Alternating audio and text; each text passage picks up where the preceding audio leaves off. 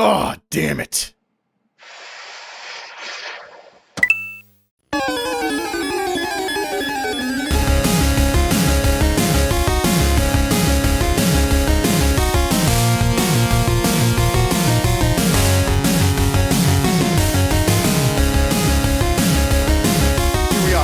Yes, we're beginning. Hey, now you're right. That felt weird. I have to say, look, this is not the joke opener that you probably want. It might not even be a joke. I think as much as Dunkin' Donuts coffee might be kind of shitty, they have the superior cup. And I say that because I don't know if you've noticed this, but ever since the pandemic started, they've like the coaster holders for your hand. They took away. And they just redid the cup. The cup is just a better version of the cup. It's like double holster. Wrapped. Yeah, it's its own holster, much like my foreskin was before they cut it off when I was a child. And it's like double wrapped and never. And the only reason I even bring it up is because I actually got a Wawa coffee Friday on my way to work, and I got to work, and the bottom of the cup was like falling out, coffee was seeping through the side. And I'm talking like a half hour after I got the fucking coffee. Yeah. And it looked like it had like a fat, like a pooch, like just hanging, you know, fat upper pussy area. And I had to really rushedly switch it to another cup. And I was like, what the fuck, Wawa? Like, this is real life? Yeah. You just have like 1 in every 10 cups just sucks dick. Absolutely everything at Wawa is reaching 7-Eleven levels of quality. It's kind of sad to see such a local giant be taken down. Yeah, geez, they used to slice their own deli meat. Jeez. Yeah, who would have thought? Who would have remembered? What's your shirt? What shirt are you wearing? This is just Baby Yoda. Oh, okay. In the style of Starry Night. Right. Done like impressionist, you know. Right. Stupid. It's called a Walmart t-shirt. That's what it's called. Yeah. Oh, mine's a Target t-shirt. There's nothing on it. It's even more just sort of lackluster. Very nice. We skipped last week because of scheduling problems. But we're doing this one super early. So you normally expect our podcast to go up like very late Monday or early Tuesday, depending on if you're getting the proper amounts of rest. This one will be up in your face bright and early Monday morning. We have some stuff to go over. We can review some video games, some really weird video games to go over just one. Don't let my beard brushing distract you, please. But I'm excited. You won't. What if I just reached for a comb and realized I don't have one, but I have like an actual pocket knife, and I was like, what if I just did this the whole time? Yeah, don't do that. Really weird. Don't do that. Don't worry, it's not sharp anymore. With 2 trailers to go over, Morbius, oh boy, and Ghostbusters. Don't you just hate saying Morbius? I do. It's like you're saying Morpheus wrong. Like someone who saw it once, like your great uncle 20 years ago. He's like, yeah, that's the one with Morbius in it, right? And you're just like, yeah, because you just want to get through the conversation. Yeah, right. It's a black guy. It's Lawrence Fishburne, right? Yeah. So we're going to review Shang-Chi. Sorry, Shang-Chi. That's actually the proper way to pronounce it. Which I know is not new, but it is because if you went to go see that in theaters, you're stupid. Like, just wait till it. Yeah. I watched the shitty You now cam. have COVID-19 if you went and saw it in theaters. Yeah, you're welcome. I watched a really shitty cam version of it when it first came out in theaters because I'm way too impatient. And then it actually officially released on Disney Plus on Friday because it was Disney Plus Day, which a whole bunch of stinkery-do stuff was announced. But there's a couple things in there I forgot to put in Week in Review that we should probably talk about. Yeah. So I'm going to make like a little mental list here of Oscar Isaac. That's all I want to talk about. Just we're as also a person, not about any of his roles, just how good he looks, just his jawline. Right. We're also going to talk about No Time to Die, the latest Bond film, which came out, like a month ago or so, maybe a little longer. It's just crazy. I remember it was like literally 3 weeks ago that Veronica's mom asked me if I wanted to go see it in theaters, and now it's out. Nice. It's like, okay. Yeah, they have like 45-day release windows now. Like, they don't fuck around. Yeah. They're like, if people really want to go see it in theaters, here you go. Oh, you're home and you don't feel like coming out. I get it. Okay. Yeah. Smart, because they realize that if I'm not going to show up in the first 45 days, I'm not going to show up. You know what I mean? You hire somebody new for a job. You're like, yeah, they'll be here on day 57. And then also, and very randomly, we're going to chat about Ted Lasso season 1. Obviously, Season 2 came out back in like October of this year. Season 1's even older than that. But hey, we thought we'd give our shitty thoughts where no one asked for them. That's kind of what we do here. It's kind of our thing. So, yeah, it's kind of what we do. First up on Week in Review, Christopher Nolan's making a new film. It sounds like it's going to actually star Robert Downey Jr. and Matt Damon. And it's called Oppenheimer. Can you guess what it's about, Derek? Albert Einstein. Yes, that's actually 100% correct. You win. So this is fun. I didn't know this existed. I didn't know this was like his next thing because I stopped caring what Christopher Nolan was doing after Interstellar. He killed any forward momentum he had built up with me, any goodwill he had put forth. But Oppenheimer is the next one he's working on. It stars all his favorite people. Cillian Murphy's going to be in it. But Emily Blunt's a new addition. Robert Downey Jr. and Matt Damon, I don't think have worked with him in the past. And I mean, you know, no shit. The film's going to focus on the life of J. Robert Oppenheimer, the theoretical physicist who worked on the fucking Manhattan Project. And that just sounds really interesting to me. I'm sure there have been movies done about him before, but if you asked me that question, I've never seen one based on him. I know who he is. I know the struggle he went through. I mean, he helped them basically build the atomic bomb and then spent the rest of his life trying to get people to not use them. Which is just on paper, like, could make for a very riveting movie. So I'm excited about that. Did you watch it?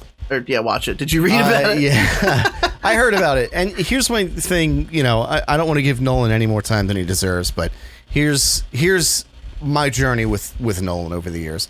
Like everyone else, when I was 20 years old, I thought that Christopher Nolan was the greatest fucking filmmaker of all time. And then it's just like you grow up. It's like everybody grows up. Peter Pan, you get over it. You realize that he uses the same tropes in every single movie.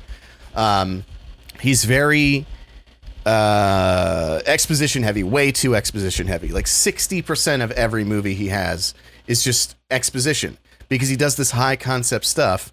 And it's almost like, well, if it's that convoluted that you need to spend that much time explaining it, then like you kind of should have thought it out a little better.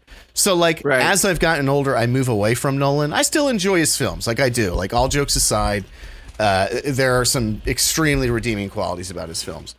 I've always wondered, the subjects of his movies are always so, you know, you have The Prestige, magic, you have Interstellar, time, you know, like there's always Prestige, big, though. Prestige is a great movie. You know, Memento, which we just watched a couple months ago and it still holds up, is about memory.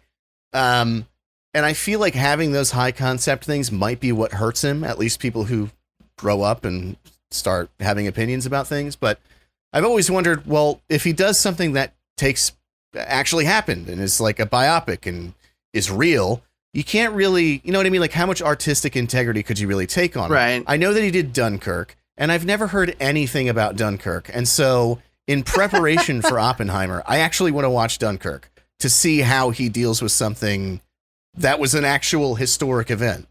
But I think that his cinematography's always been great. His casting has always been great. So, I mean, if you take away the like cheesy magical bullshit, you know, I think that there's potential for him to make a pretty good movie. You know what? I'm going to watch Dunkirk this week. I might actually watch it tonight. I started watching Dunkirk one night, but it was one of those things where it's like way too late already. It was like 12:30 and I watched like 40 minutes of it. And the opening was interesting so far. I was like, what's going on here? It got great reviews, but again, he always does. Darling, reviews. And something you just said kind of sparked it in me. This is not the Nolan podcast, but it is now. He tends to take these huge concepts and then he tries to like disseminate them into something easy to digest and entertaining in cinema. And that's just not always possible. Mm-hmm. And life is a lot uglier than the shit that he tends to make. And I think it's like so much of Interstellar is like not science fiction. I mean, obviously, I know a lot of it's based on fact or theoretical fact. Like they actually had like a couple theoretical physicists come in to talk about the way black holes would work and the way that they could potentially look if you saw one with your own eye. But that whole movie is fiction, right? Like none of that exists currently. So you're already not supposed to go in believing it, but the way that they try to wrap up the story is what felt the fakest to me of the entire film. It's like this incredibly, like, it sounds silly to call a space film grounded, but grounded film about, like, the Earth is fucked up. Okay, this makes sense. Climate change. They're going into space to try to find a new home for humanity. That all makes sense. The technologies they're using all makes sense. We know how black holes can stretch time at the event horizon. And all that stuff was great and heartfelt. And I mean, and again, we're prattling on about some shit that's years old at this point, but that's what you're here for, if you're here. The whole thing, like even the memed scene of McConaughey, like crying, watching this video of his daughter who's like 7 fucking years older than the last time he saw it. Heartbreaking the first time I saw it. Like absolutely gut wrenching. And then that ending ruins the entire fucking thing. That's what, if you changed like 3, that's what I mean. Like it's a testament to how incompetent of a director he is, that if you changed literally 3 scenes in that movie, it would be a fucking masterpiece. If you took out Anne Hathaway's love transcends time and space speech, boom, just it didn't need to be there. Just take it out. Boom. And then exactly in the end, if he had died rather than like made his way back, even though him reuniting with her as an old woman, when you take like the context out of it, just the acting of that scene is very intense and very emotional, but it just made it corny. It's just like, that's not, I'm with you. Yeah. Yeah, here, thing, fly, whatever you are. All right, let's move on. I could spend all day talking about how much that movie disappointed me ultimately. We got more news. So right alongside Chris Pratt voicing the titular? I feel like it's titular. But I think it's titular as well. Because tit is in there. That's why I like it. Yeah, it's true. I like the tit. I like just the tit. Chris Pratt will be voicing the titular Mario. We also have Seth Rogen voicing none other than Donkey Kong himself. And to that I have to say, why though? Yeah. I don't know what else to say about this other than I hate it so much. I'm so tired of Seth Rogen in everything. I just can't stand him, even as a person. He's like selling pottery now. Oh, that's cool, Seth. Yeah, that's very counterculture of you. I don't know. I just can't stand him. Even the article I put in the Weekend Review News at the bottom of it says, yeah, I've got nothing, folks. I can offer no other recourse than for us all to collectively think upon our sins. Yeah, not good. Yeah, I'm not dwelling on it. I just wanted to bring it up because I thought it was really dumb. We've been talking about Nintendo trying to get into the movie game for a long time, and now they might be doing it in the most annoying way possible. Oh, Chris Pratt was announced. He's voicing someone else now. Fuck. What was it? Fuck. Let's see how good Google is. Chris Pratt is voicing. Chris Pratt says he's been working hard on Super. Oh, that's right. I think we talked about that last week, actually. Yeah, but this one says Chris Pratt says he's been working hard on Super Mario's voice. They just have to hire Scott anyway. I know. Yeah, that really would have been the 200 IQ move. Okay. All right. So up next. What a figurative and literal stinker we have on our hands here.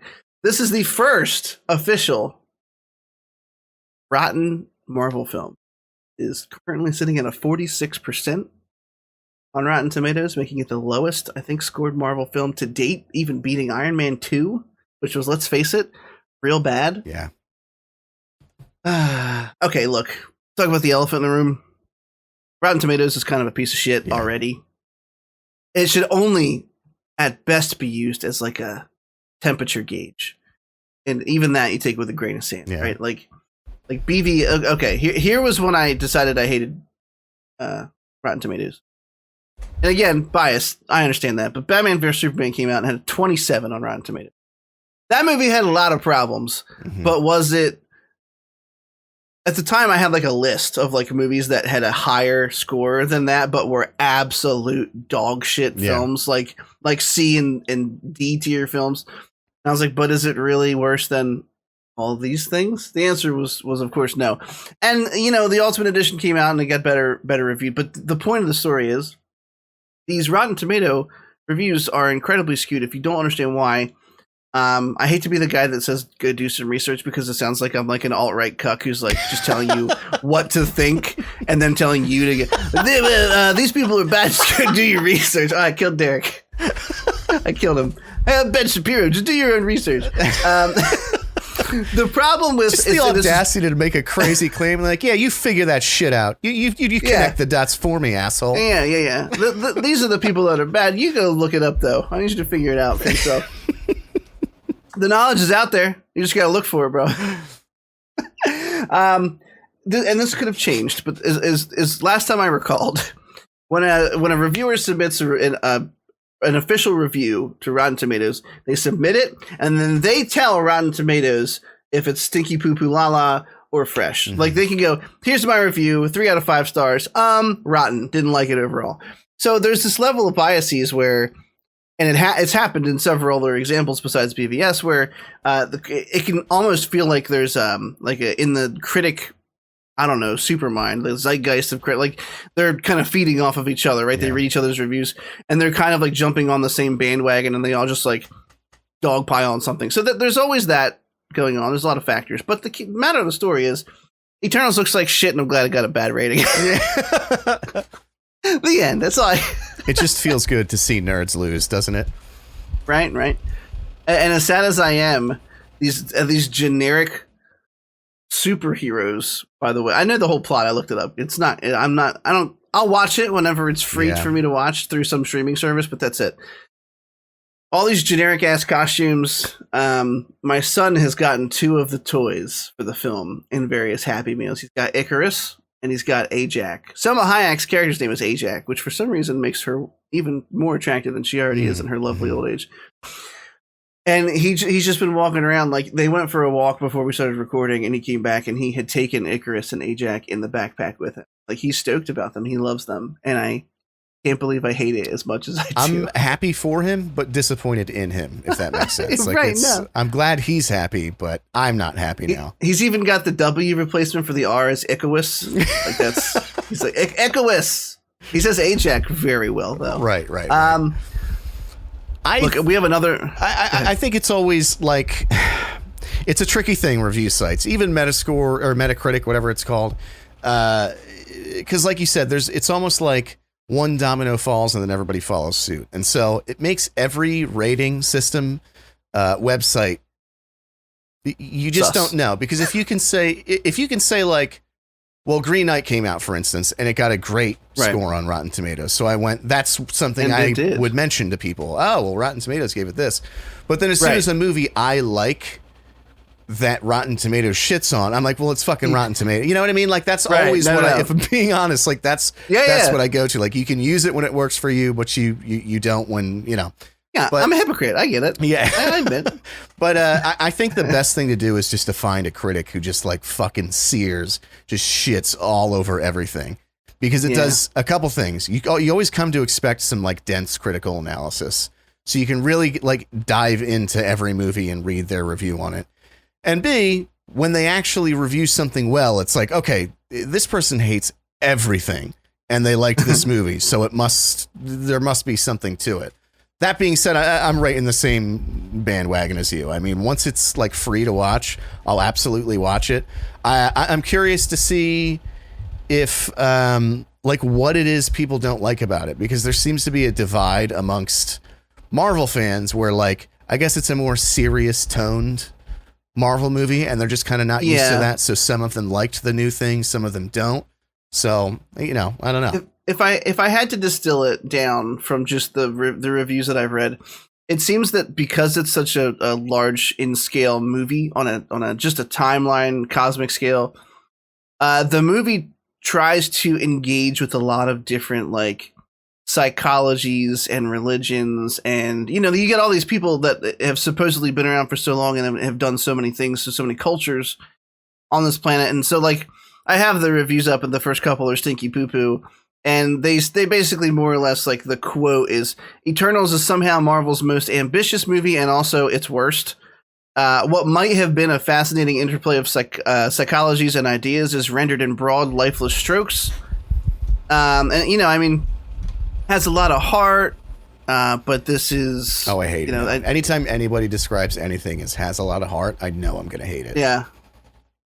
Yeah, I mean, from what I see, it's just big enthralled set piece, and it's like, well, no one really cares about these characters. Yeah. Which is kind of where I'm coming at it from.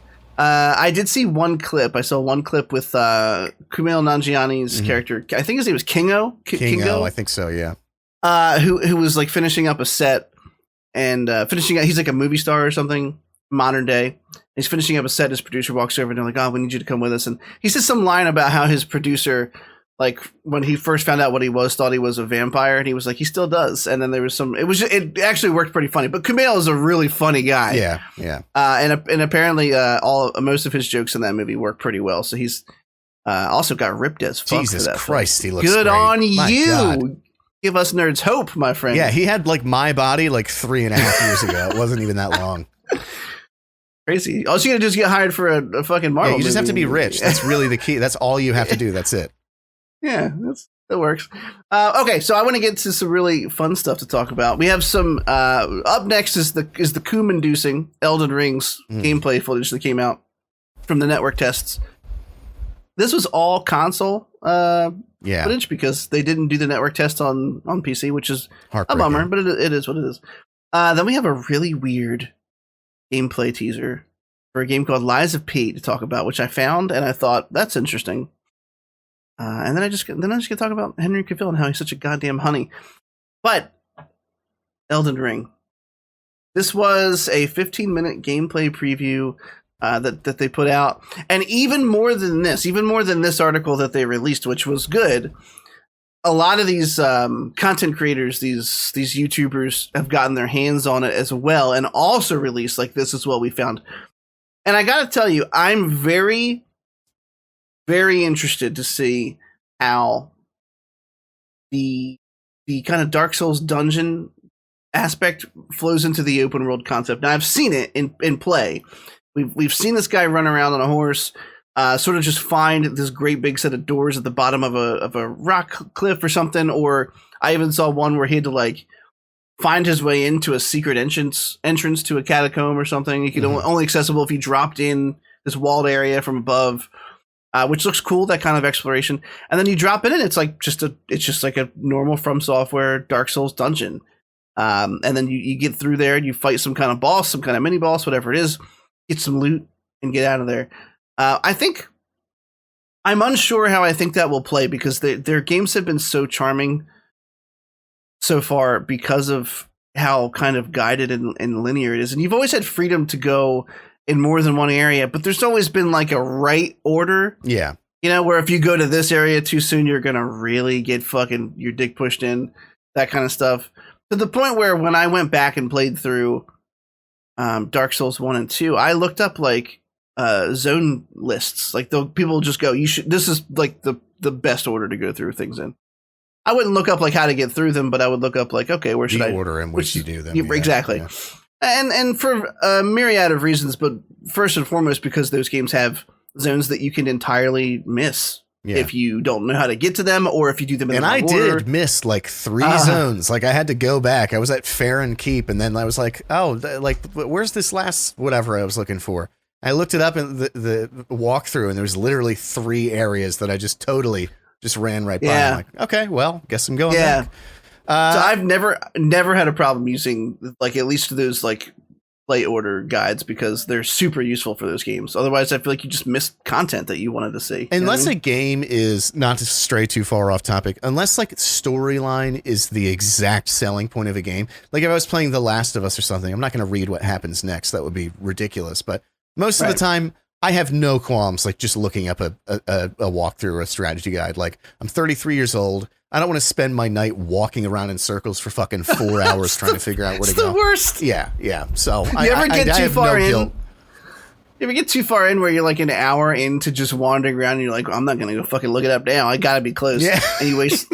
I've wasted so much. That's what it gets you. You know, it happens. It should happen sometimes in your late 20s if you're on the right timeline. You know, and you just walk around aimlessly, get super mad that you wasted a whole night and didn't look it up. So that's how you grow as a person. That's how it happens. I'm really interested in the classes. The classes sound unique. There's a whole lot of them. I don't have the list in front of me, but there's the Wolf class, which just sounds like he's a little sneakier. He's the guy who we see in a lot of the gameplay footage, just because he looks really fucking cool. Mm-hmm. There's the Sentinel. Again, I wish I had the list in front of me, but there's the Sentinel. Is the blue knight. He's got a cloak on, a typical knight helm, but he does. It looks like a combination of actual fighting and then magic, mm-hmm. which is interesting to me. Like, he doesn't look like he's not wearing scrubs. You know what I mean? Like he looks like he could take a couple hits, but he's also able to do some decent range damage. Yeah. So that's like those kind of classes. I'm like, well, how's that balanced? You know what I mean? Like, yeah. What's the downside to that? They all look very unique, all the different class types, and the gameplay looks, I mean, like if you like a Souls game, it looks very satisfying. I mean, even the mount stuff looks really cool. Yeah. The fact that it can double jump somehow, like on paper, or the first time you see it, you're like, well, that's goofy. But then it just melds into the background, and you're like, yeah, of course it can jump. It's the fucking Elden Ring universe. Yeah. I think every piece of footage from this looks like incredible, and I haven't been this hyped for a game in a long time, and I really hope that I won't be let down. I can't imagine that happening. I think they usually have pretty good releases, like historically. Oh, they do. I think that 2 had some issues on launch or something, but they fixed it very quickly. Yeah. But no, I agree. I mean, it just looks like a super interesting world. I don't know how much of the pre-roll that we're going to keep, but you know, I've been playing through Dark Souls 3 sort of in preparation, and it's my first dive into Souls games that I've actually stayed dedicated to. I've dabbled here and there with one, Sekiro, a little bit of Bloodborne, but I always end up just throwing in the towel. This game is so fucking interesting to me that I just have to beat one of the other ones before I'm so happy. Go into it. You don't know how happy I am about all this, all these developments. My understanding is that they're combining, basically, like every game has some core mechanic. And they're combining all of them in Elden Ring. So you have like weapon arts from 3, you have battle stances from 2, you have this from Sekiro and that from Bloodborne. Posture damage from Sekiro. Yeah, so it's like they're kind of taking. People joke like, "Oh, well, this is just Dark Souls 4," but that's not really a bad thing. I mean, if they're learning from all this stuff, if they're creating a brand new world that looks and feels new. I get it. One thing I wanted to bring up with you is this, though. You watch it, and there's clearly assets that they recycled. And I get from one aspect, it's like, okay, they want to save money and put their budget towards things that actually matter. But it made me think, and I don't have an answer for this. I'm genuinely asking you this question.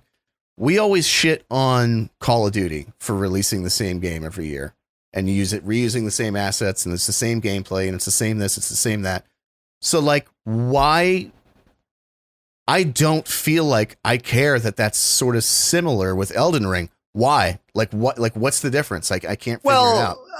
I mean, of the From Software games that have released so far, this would be the most ambitious. I mean, open world has not been something they've ever done. So, in that regard, like the class system, or the way they handle like builds and like that all seems to be, just a cut and paste or a carbon copy that they renamed something else. But the open world is really like the driving factor for me. But in all honesty, no one else does From Software games like From Software. And that sounds like a no shit statement, but I've played a couple of the others. Was it Mortal Shell? That was actually pretty fun. I played The Surge, which was like a sci-fi Dark Souls, and if you really miss Dark Souls, it's worth a playthrough, but it's not amazing. It's okay. Yeah, it's kind of some of the boss fights were pretty fun, but it was a little weird.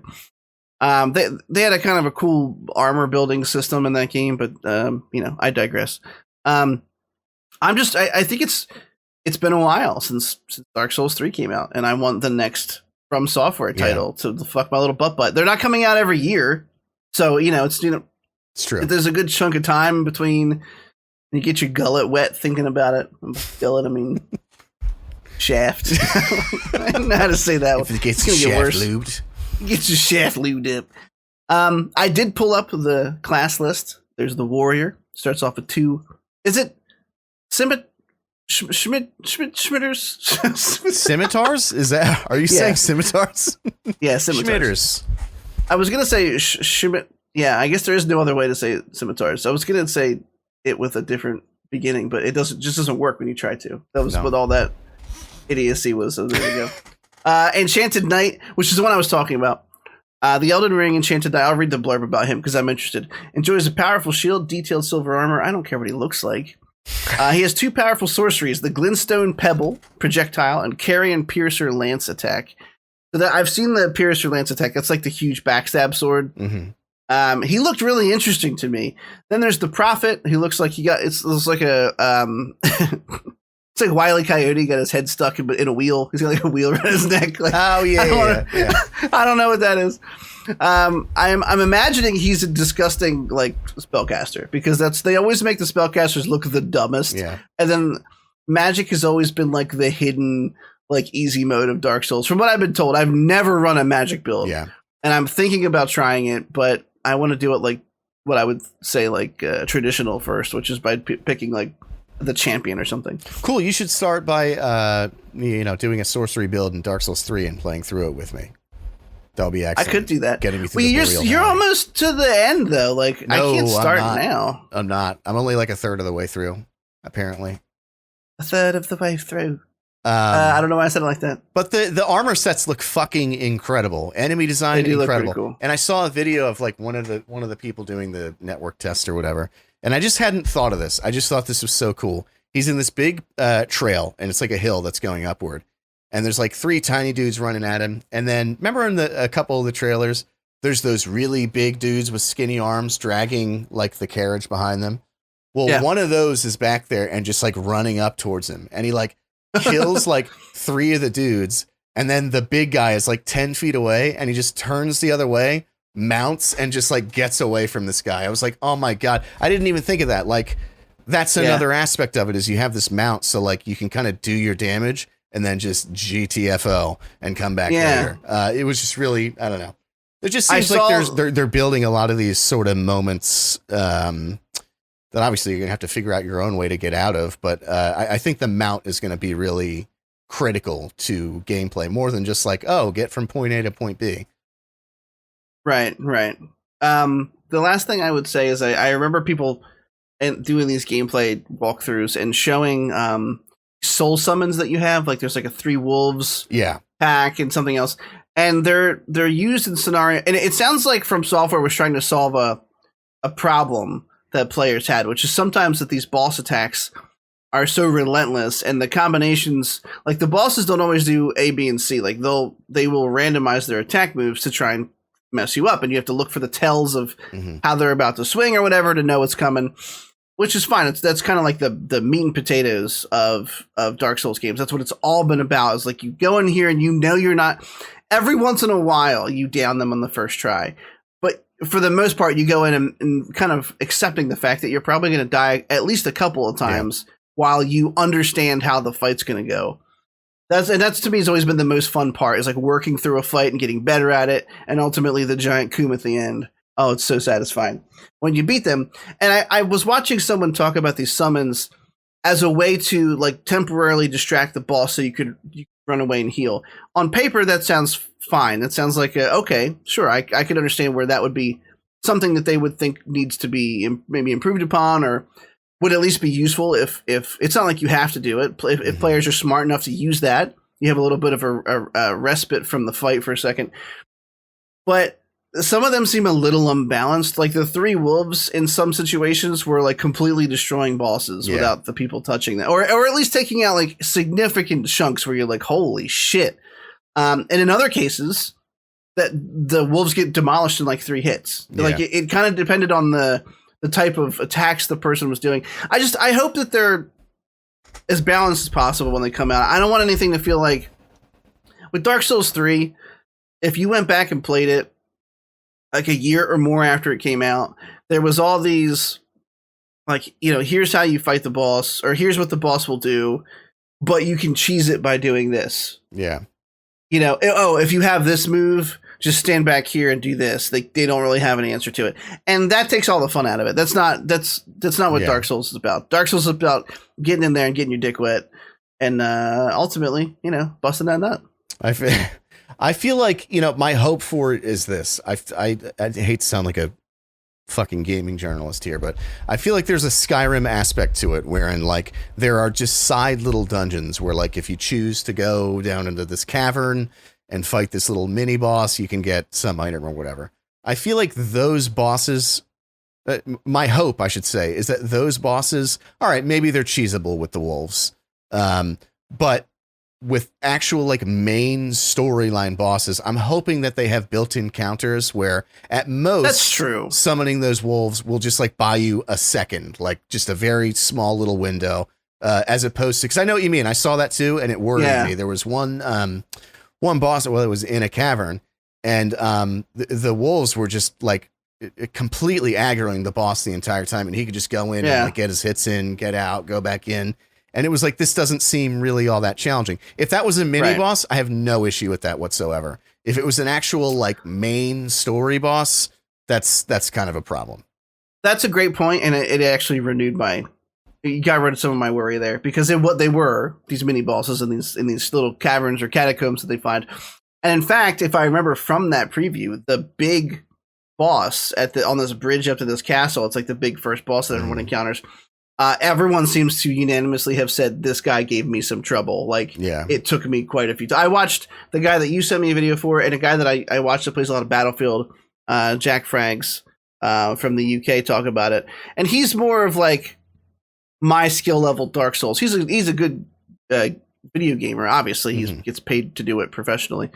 But he plays like FPSs all the time. You know, he's good at Dark Souls, but he's not like, holy shit, I'm going to crush this game in one try. And he's like, I was on this guy for a bit. Like, it took me.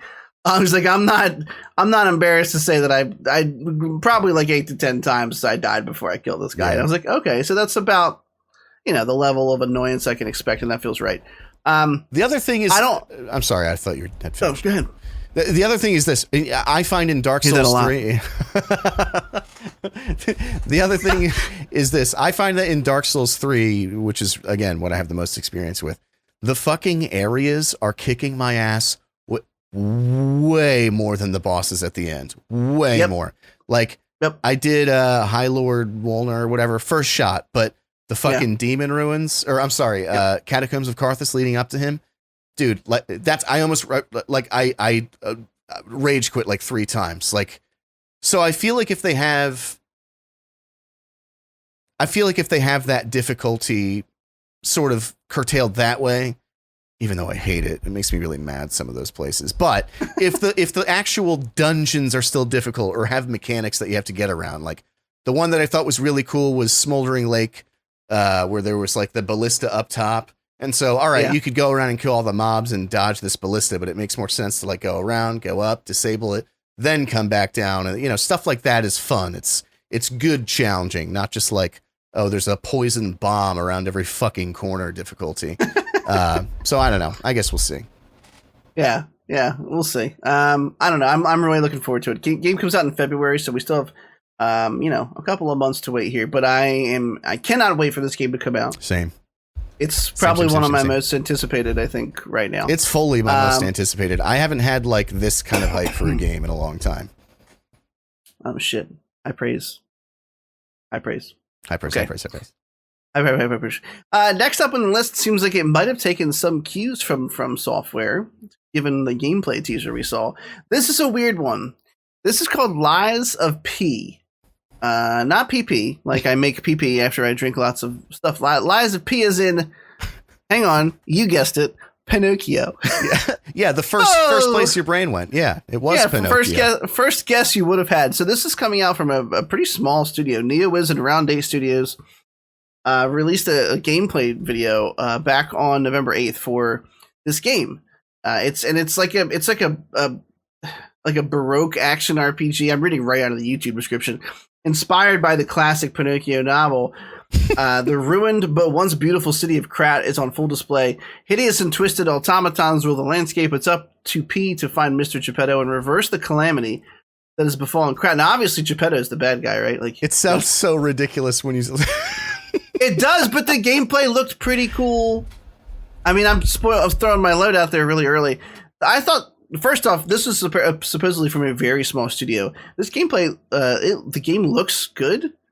The architecture. It looks incredible. It looks unbelievably beautiful, and it looks like it clearly took influence from Bloodborne. Just sort of showing 100%. What your average London goer's life is like day to day. Yeah, super. No, this is real. This is what, they say it's never sunny in London. Well, it's, I mean, I don't know where I was going with that. I am leery about the fact that, and it's the same thing I have fears about. We've talked about it a couple times on the show.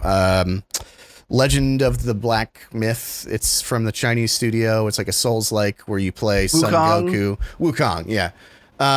It looks so fucking good. Yeah. But it's like, I've never heard of this studio. So how, is this pre-rendered basically is what I'm saying. Something is amiss here. You know what I mean? Yeah. I don't mind drawing influence from Bloodborne or Souls-like is becoming a thing now. That's just a genre now. It's not a ripoff anymore. It's become its own thing at this point. I don't mind that people are tapping into that resource. Right. But the frame rates were so good and the animation was so good and the hitboxes were so good that there's a piece of me that's it just feels like maybe it's pre-rendered. It just looks too good for a Virgin studio. Keep the optimism going. There's this one scene. I always play these in the background while you're talking. I am too. I'm trying to refresh my memory. And it looks like they're taking maybe a couple cues from Sekiro, where in Sekiro you have your one hand is missing and you have a bunch of different attachments you can put on it. I just saw that, yeah. And throughout the trailer, he's got a variety of different weapons, obviously, but he's also got, there's this one scene I paused at where there's two children-like automatons, which is creepy as fuck, running towards him. He's got what looks like a red, almost fire axe, but in Baroque, London style. Mm-hmm. And in the other hand, he's just blasting them with fire from his hand. Yeah. It's at the 127 mark, and it looks just so fucking good. I mean, the Gothic architecture in this trailer, like you said, is disgustingly Bloodborne, but it's also got this classic Victorian that looks like it could have been pulled out of Dishonored or something. Yeah. It looks really cool. I mean, there's a lot of unique abilities. You see him pull people from rooftop to rooftop. He's got a lot of these big fuck off weapons he's holding over his shoulder as he goes up against objectively silly looking contraptions. At one point, I think he's approaching a train that looks like it's pissed off. The first mod that's coming is a Thomas the Tank Engine for that. Fuck. I mean, there's no release date for this. It's just a gameplay trailer. Oh, dude, just look at that ray tracing though at 108. Oh my god. Yeah, very, very good. I mean, it's so loud. I have to pause. I have to stop the website from making noise in my ears. I'm looking forward to it. To be totally honest with you, I mean, at most, I'll go with cautiously optimistic. I want to know more about it. I want to know if it's going to pop out in early access first. You expect a lot of games such as this to do. So far, they haven't had any kind of release date announced. But I mean, yeah. It's cool. Literally the comments are well, if I can't get Bloodborne 2, this looks like it'll do. You know what I mean? Stuff like that. When we're done, go put on that Journey to the West Wukong trailer again. It just looks too good to be true. You'll see what I'm talking about. It just looks way too good to be true. Nice. But I hope it's really good because it looks super cool. We only have one more article, quote unquote, to talk about, and then there's a couple things from Disney Plus Day to go over. I missed that article, so I will let you lead, and I will do my best to catch up on it. This is an easy one, and I put in the doc. Henry Cavill is such a honey, and that's the moral of the entire story here. Every time he talks to the press, someone asks him about Superman, because it's never been officially put out there. Is he done playing Superman? Is he not done playing Superman? Is his contract up? Did he tell Warner Brothers to go eat a bag of shit? Hollywood Reporter caught up with him recently, and Cavill, to his, I don't know, to his benefit, to his, I don't know, he's a good dude. To his fucking, yeah, I'm melting down. Cavill. I can't find the word for you either. Sorry. Yeah, you know what I mean? I want to help. It's not benefit. I'm just saying he's a good guy. He's a good natured guy. He truly loves the character Superman. And he told The Hollywood Reporter how he still wants to return to the role. And I'm actually going to read some of this because it's quoted from him. There's still a lot of storytelling for me to do as Superman, and I would love the opportunity. And he goes on to bring up the killing of Zod gave a reason for Superman to not kill again. Superman falling to the ground and screaming after. I don't think that was originally in the script, but I wanted to show the pain he had killing the last Kryptonian. There's a choice he had to make at that moment, and I think he'll never do it again. There's an opportunity for growth after that to explore the psyche of Superman as a deep, seemingly invulnerable, godlike being, but with real human feelings on the inside. As I always say, the cape is still in the closet. How much class do you have to have? First off, just hearing you read that, I'm like, I'm watching Man of Steel. Yeah, 100% first off, that's on the reel this week. Glorious. These are things that I said about what I thought they were trying to say by the murder of Zod. So to hear him seemingly have the same kind of understanding of like, no, I know that Superman doesn't really kill, and that was controversial, but in my mind, like, he had no choice but to kill him, and that was when that was the no-kill rule. And I was preaching that for years, and people were like, oh, you shouldn't be killing, Zod, there's always another way. If you go back and watch Man of Steel, listen to how many times Zod makes it clear that he will never stop. Like, he literally says, I think he says, you have to kill me. Yeah. He's like, I'll never. Once Zod realizes that Superman stopped his plan, terraform Earth, and there's no hope of Krypton ever returning, Zod's like, I'm going to destroy this world. I'm going to kill everyone you love. You're going to have to kill me. There's no prison that can hold me. Yeah. And, like, there's so many nods to, like, okay, well, I guess he's going to have to.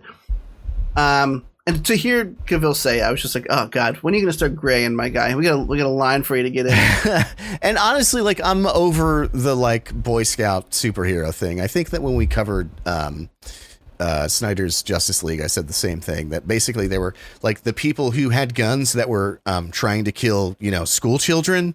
Wonder Woman smashed their fucking skulls into the wall. It's like, and that was something people had an issue with. Like, oh, well, they're not murderers. It's like, yeah, but the people that they were fighting were trying to kill kids. Like, you can see how in an instant you might just make a decision, like, right, is it going to be the fucking child murderer or the child? I'm kind of over that. And I also think that, like, narratively, it makes for an interesting point when you have a character like Superman or Batman who has a no kill rule. So, like, when they kill, it must mean they had a fucking good reason to do it. It's just an interesting way to break a boundary that they set for themselves. Holy shit, though, I'm watching Man of Steel on BBS this week. 100%. I have to say, as someone who is known to cry easily, I know, big surprise. The moment when he kills Zod, he lets out this crazy scream that they enhanced through, some kind of echo they put on it or something, and he, like, falls to his knees and he's, like, crying, and then Lois realizes how, like, dirty diaper time. Yeah. Lois exactly. realizes, like, how fucked up what he just had to do was for him, and she comes over to, like, hold him, and the scene of, like, this invulnerable god on his knees weeping because he had to kill the last of his kind, being comforted by humanity. I just loved it. Anyway, that was the first part. They also asked him about the rumors of the black version of the character. I'm confused as to what is happening, because we heard about Val Zod and Michael B. Jordan's HBO Max project, but apparently the J.J. Abrams Bad Robot thing is still happening, which is supposed to just have, from the rumors, a black Superman. Now, we don't know if it's like a black why would they make Clark Kent. Like, why? Apparently, why would they make two Val Zod properties back to back, one streaming and one not? So I don't know what's happening. I have a feeling J.J. Abrams' idea might get canned. I hope so. Please, God, let it get canned. But they asked him about the idea of the first black version of the character on the big screen. And again, straight honey response. He said, it's exciting for me. Superman's far more than a skin color. He's an ideal. Superman's an extraordinary thing that lives within our hearts. A little too cheesy there, buddy. Why not have multiple Supermen going on? Joaquin Phoenix, there, 1 point against. Joaquin did a wonderful Joker movie, so what if it's not tied to the rest of the franchise? They have multiple Superman comic book storylines happening at the same time.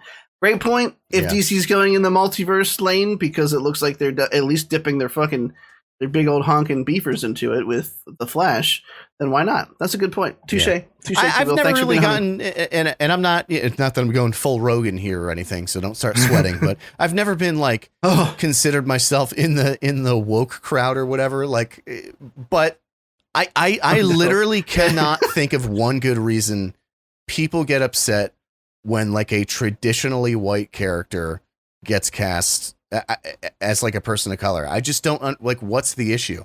I literally can't I can't come up with a reason. There's no good fucking reason. If it approaches the character in a new way, I mean, then if it's done well, if they're written well, I mean, you know, if they just did it for the you know, political points or something, then that's one thing. But I just don't get why that can't be. That's fair. That's a good point.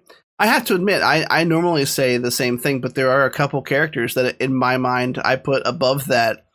And one of them was always Superman. I always just said, like, our kid Superman. He's a white guy from Kansas who grew up in the middle of nowhere. Like, he should be that guy.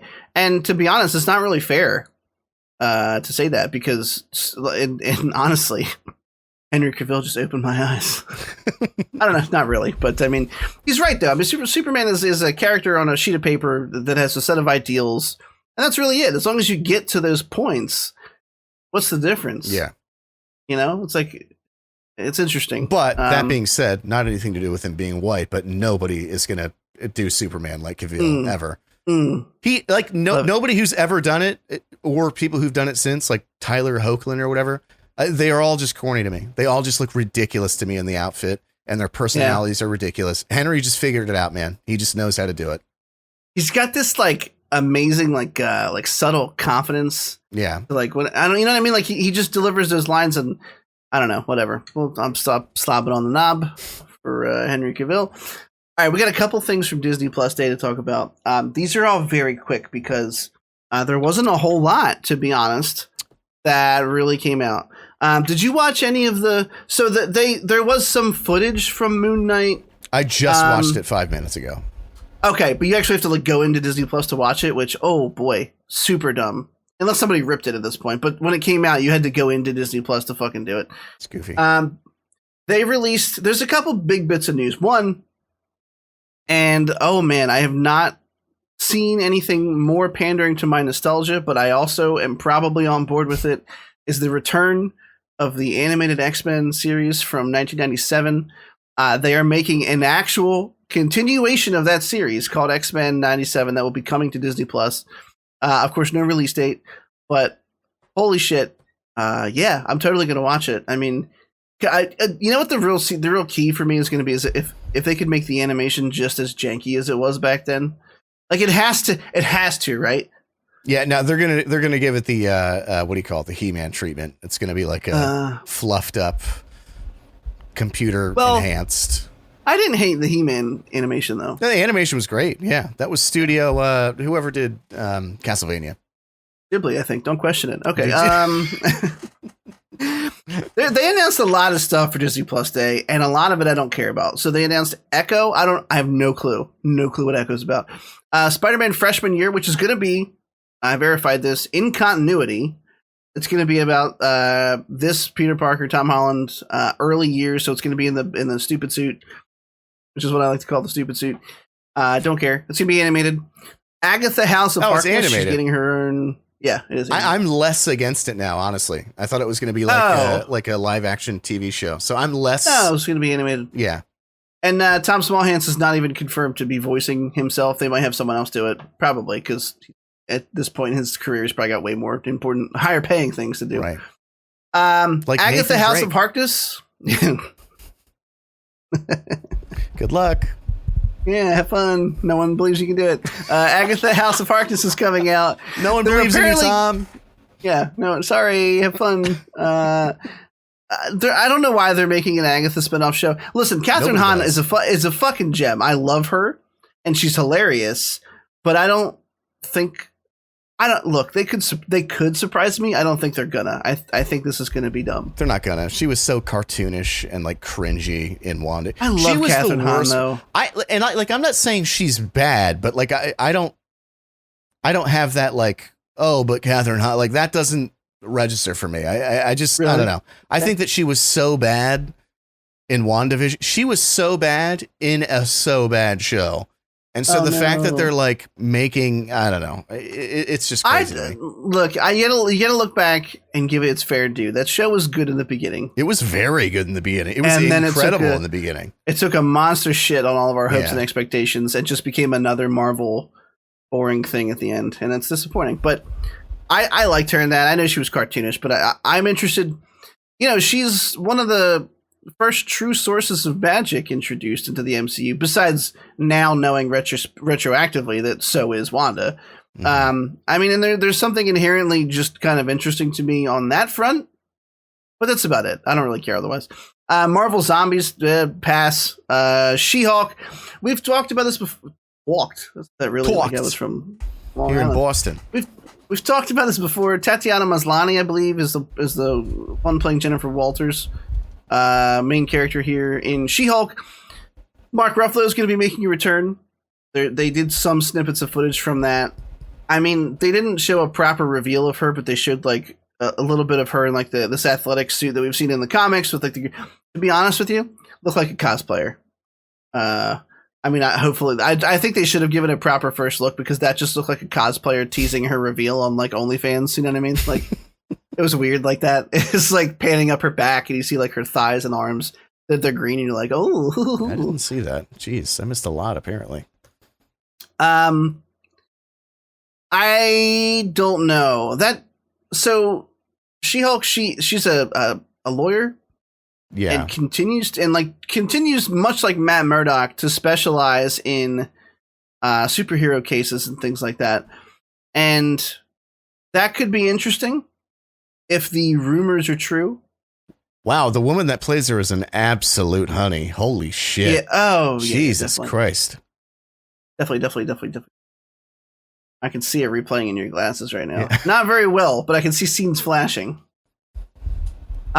So she typically specializes in superhero stuff. I mean, if the rumors are true, which I also wanted to talk about, and Matt Murdock might be coming back to the MCU proper, he could cameo in this show quite easily. Yeah. He also tends to do superhero cases. I don't know. I'm over Mark Ruffalo just as a whole. But at the same time, thank you, my God, for years I have been. I just can't stand him. He seems like a really nice guy. I just don't think he's very good at what he does. Sorry. Could I do better? No, but I'll still judge you for it. Just go back to Infinity War, to the you guys are so screwed now line, and just you guys are so screwed now. God, it's the worst. It's the worst thing that ever happened, ever. We got a quick glimpse at Miss Marvel, which I'm still kind of looking forward to. It looks charming in a way that I didn't expect. Just the fact that she's in like Carol Danvers cosplay in the beginning because she doesn't have her in suit yet, idolizes her. A lot we don't know about that as well.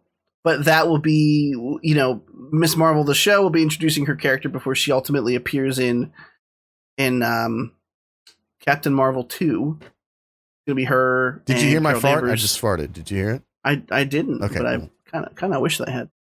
And then, look, I'm going to rattle these off quickly because I don't care. What If Season 2? I Am Groot. Ironheart might be okay. I'm not sure. Ironheart is the spinoff where a young tech genius from MIT named Riri Williams. Sorry, I almost messed up. Oh, she like replicates the core she builds his armor or whatever. Yeah. And then in the comics, I don't think they'll do it because Robert Downey Jr. probably commands a high price. She finds some actual Stark tech and finds like a Jarvis version of Tony, not self-realized, but and so basically Tony's like in the suit talking to her. Right. I doubt he'd be down. Who knows? He's done only stinkers since he left the MCU, to be honest with you. So bunch of Doolittles and I don't know. The Judge came out. I don't know if it was any good. We've known Secret Invasion's been coming for a while, but all we got was a single screenshot of like Samuel L. Jackson looking more rugged than usual. He looks good, I gotta say. Screenshot of him. Yeah, it's good. They have him done up very well, but his beard is just the right length. Yeah, to let me know the troubles he's been through. So Secret Invasion is about the Kroll or the Krill, whatever they're called. Skrulls. Skrull. Yeah. Okay, Krill was is the race from Right.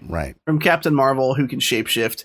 Ultimately, as you can imagine, there is a faction of Skrulls who want nothing more than to invade every echelon of the government and superhero ranks. They mimic famous superheroes. It was a whole big thing. Secret Invasion was a big comic book crossover. I don't know how they're going to condense it into a story, but if they write this show properly, it has the potential to be interesting. It also has the potential to feel like it's just a bunch of cheap gotchas. So, that's probably what's going to really happen. And then I say this one for last because we actually had, I think, the most footage from it, which was Moon Knight featuring Oscar Isaacs. And I got to say, the little bit of footage we had from this, I am very interested in it. Now, don't get me wrong. Moon Knight is the what if Batman were actually psychologically damaged vigilante version of him. That's basically Moon Knight in a nutshell. I mean, he gets powers from Khonshu, which is an Egyptian god. But at the end of the day, he's kind of vigilante level, beating the shit out of guys, but also questioning his sanity every step of the way. And you heard Oscar Isaac's voice in this trailer, right? I didn't. I watched it on mute because I okay. It. Yeah. So there's a voiceover of him talking, and he goes up a couple octaves to give this really like innocent sounding. Sounds like it takes place in London. He's got a British accent, which some of the comics from Moon Knight have. And there's a couple of really cool images of him in a museum, and like he walks, but his reflection stays there, like actually like looking at him as he walks away. There's a scene of him in a museum hiding, and there's a really big, creepy entity behind him with like glowing eyes. It's like kind of horrifying. Very cool. There's a cool scene that was very evocative of me of like Daredevil season 1 of him in this bathroom with a light dangling of him pounding on something. Probably a bad guy. Who knows? And a cool scene of him like it looks like he's coming out of some kind of funk, and there's like 6 dudes around him on the ground that he just beat the shit out of. He's got like a bloody hand, and people are looking at him like scared, like don't come near me, you might kill me too. I don't know, like Moon Knight's always been a really silly Marvel character to me, but like it kind of looks like it might be all right with Oscar Isaac doing a good performance here. It's the only thing out of all this stuff that I'm actually interested in. Even the X-Men 97, like I slipped through the cracks. I never really watched that when I was a kid. Like I didn't never watch it, but I didn't watch it regularly. Like I couldn't tell you the storylines or whatever. So like I'm happy that's coming back for people who did watch it, because I know it means a lot to a lot of people. But like, it doesn't mean much to me. I'll watch it and I'll check it out. But I've long before the podcast, long before my hatred of Marvel started, I've heard like people just love Moon Knight. He's just an interesting character. I guess he's Deadpoolish, right? Like he's like Deadpool-esque. A little bit. He's got like 3 different alternate personalities. I think he was actually officially diagnosed with like dissociative identity disorder in the comics. Right, yeah. He's got like 3 different personas, so switches between the comics are a little trippy insofar as like sometimes he's not sure what's real. Like even so far as like what powers he has, sometimes he's unsure of. Yeah. So it has the potential to be pretty cool. So when you marry like an interesting character like that with a fucking top shelf A1 actor like Oscar Isaac, I mean, there's no way for anything to happen but my interest to be piqued. So this is really, out of all this stuff, the only thing that I'm looking forward to. And interest peaked, you mean Dick hardened? Yes, Dick has reached its peak. I would beg you, while I introduce something later on that I don't need you to talk during, to listen to him speak in that trailer. Okay. Because it's he starts talking and I'm like, that's Oscar Isaac. Like that sounds really interesting. Oh, you're doing it right now? I'm doing it now. I'll just do it. I'll talk about the 2 trailers we have to talk about. All right, so we have 2 trailers we're going to talk about besides our main topics this week. One of them is for Morbius, and the second one's for the Ghostbusters final trailer. Oh, I can hear him watching it right now. Get it. Getting it. Still here. Nice. So we're going to talk about the Morbius trailer, which, oh, dear God. I have to wait for him to finish up so we can make fun of it proper.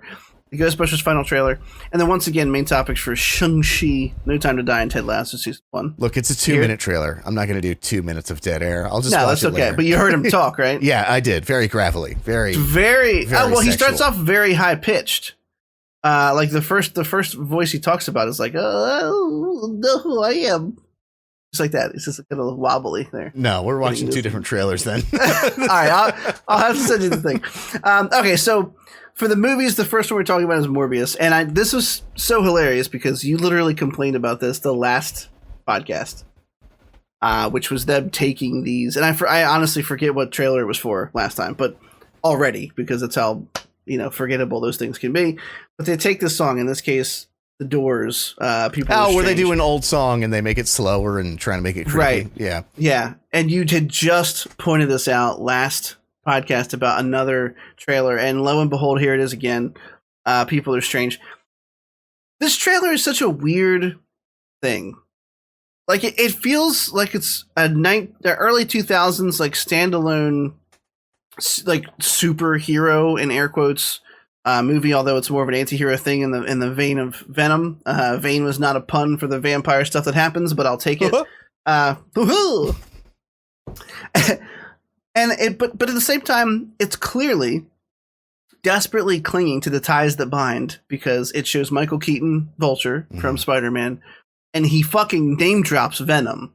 Like, he's holding an enemy there at the end, and he's like, "Who are you?" And he's like, "Venom," with his teeth, and he was like, "I'm just kidding. I'm Dr. Michael Morbius at your service." Look, we've talked about Jared Leto's acting before. And I forget where we landed. It was somewhere between we know he can be really good, but most of the time he's insufferable. Like, Yeah.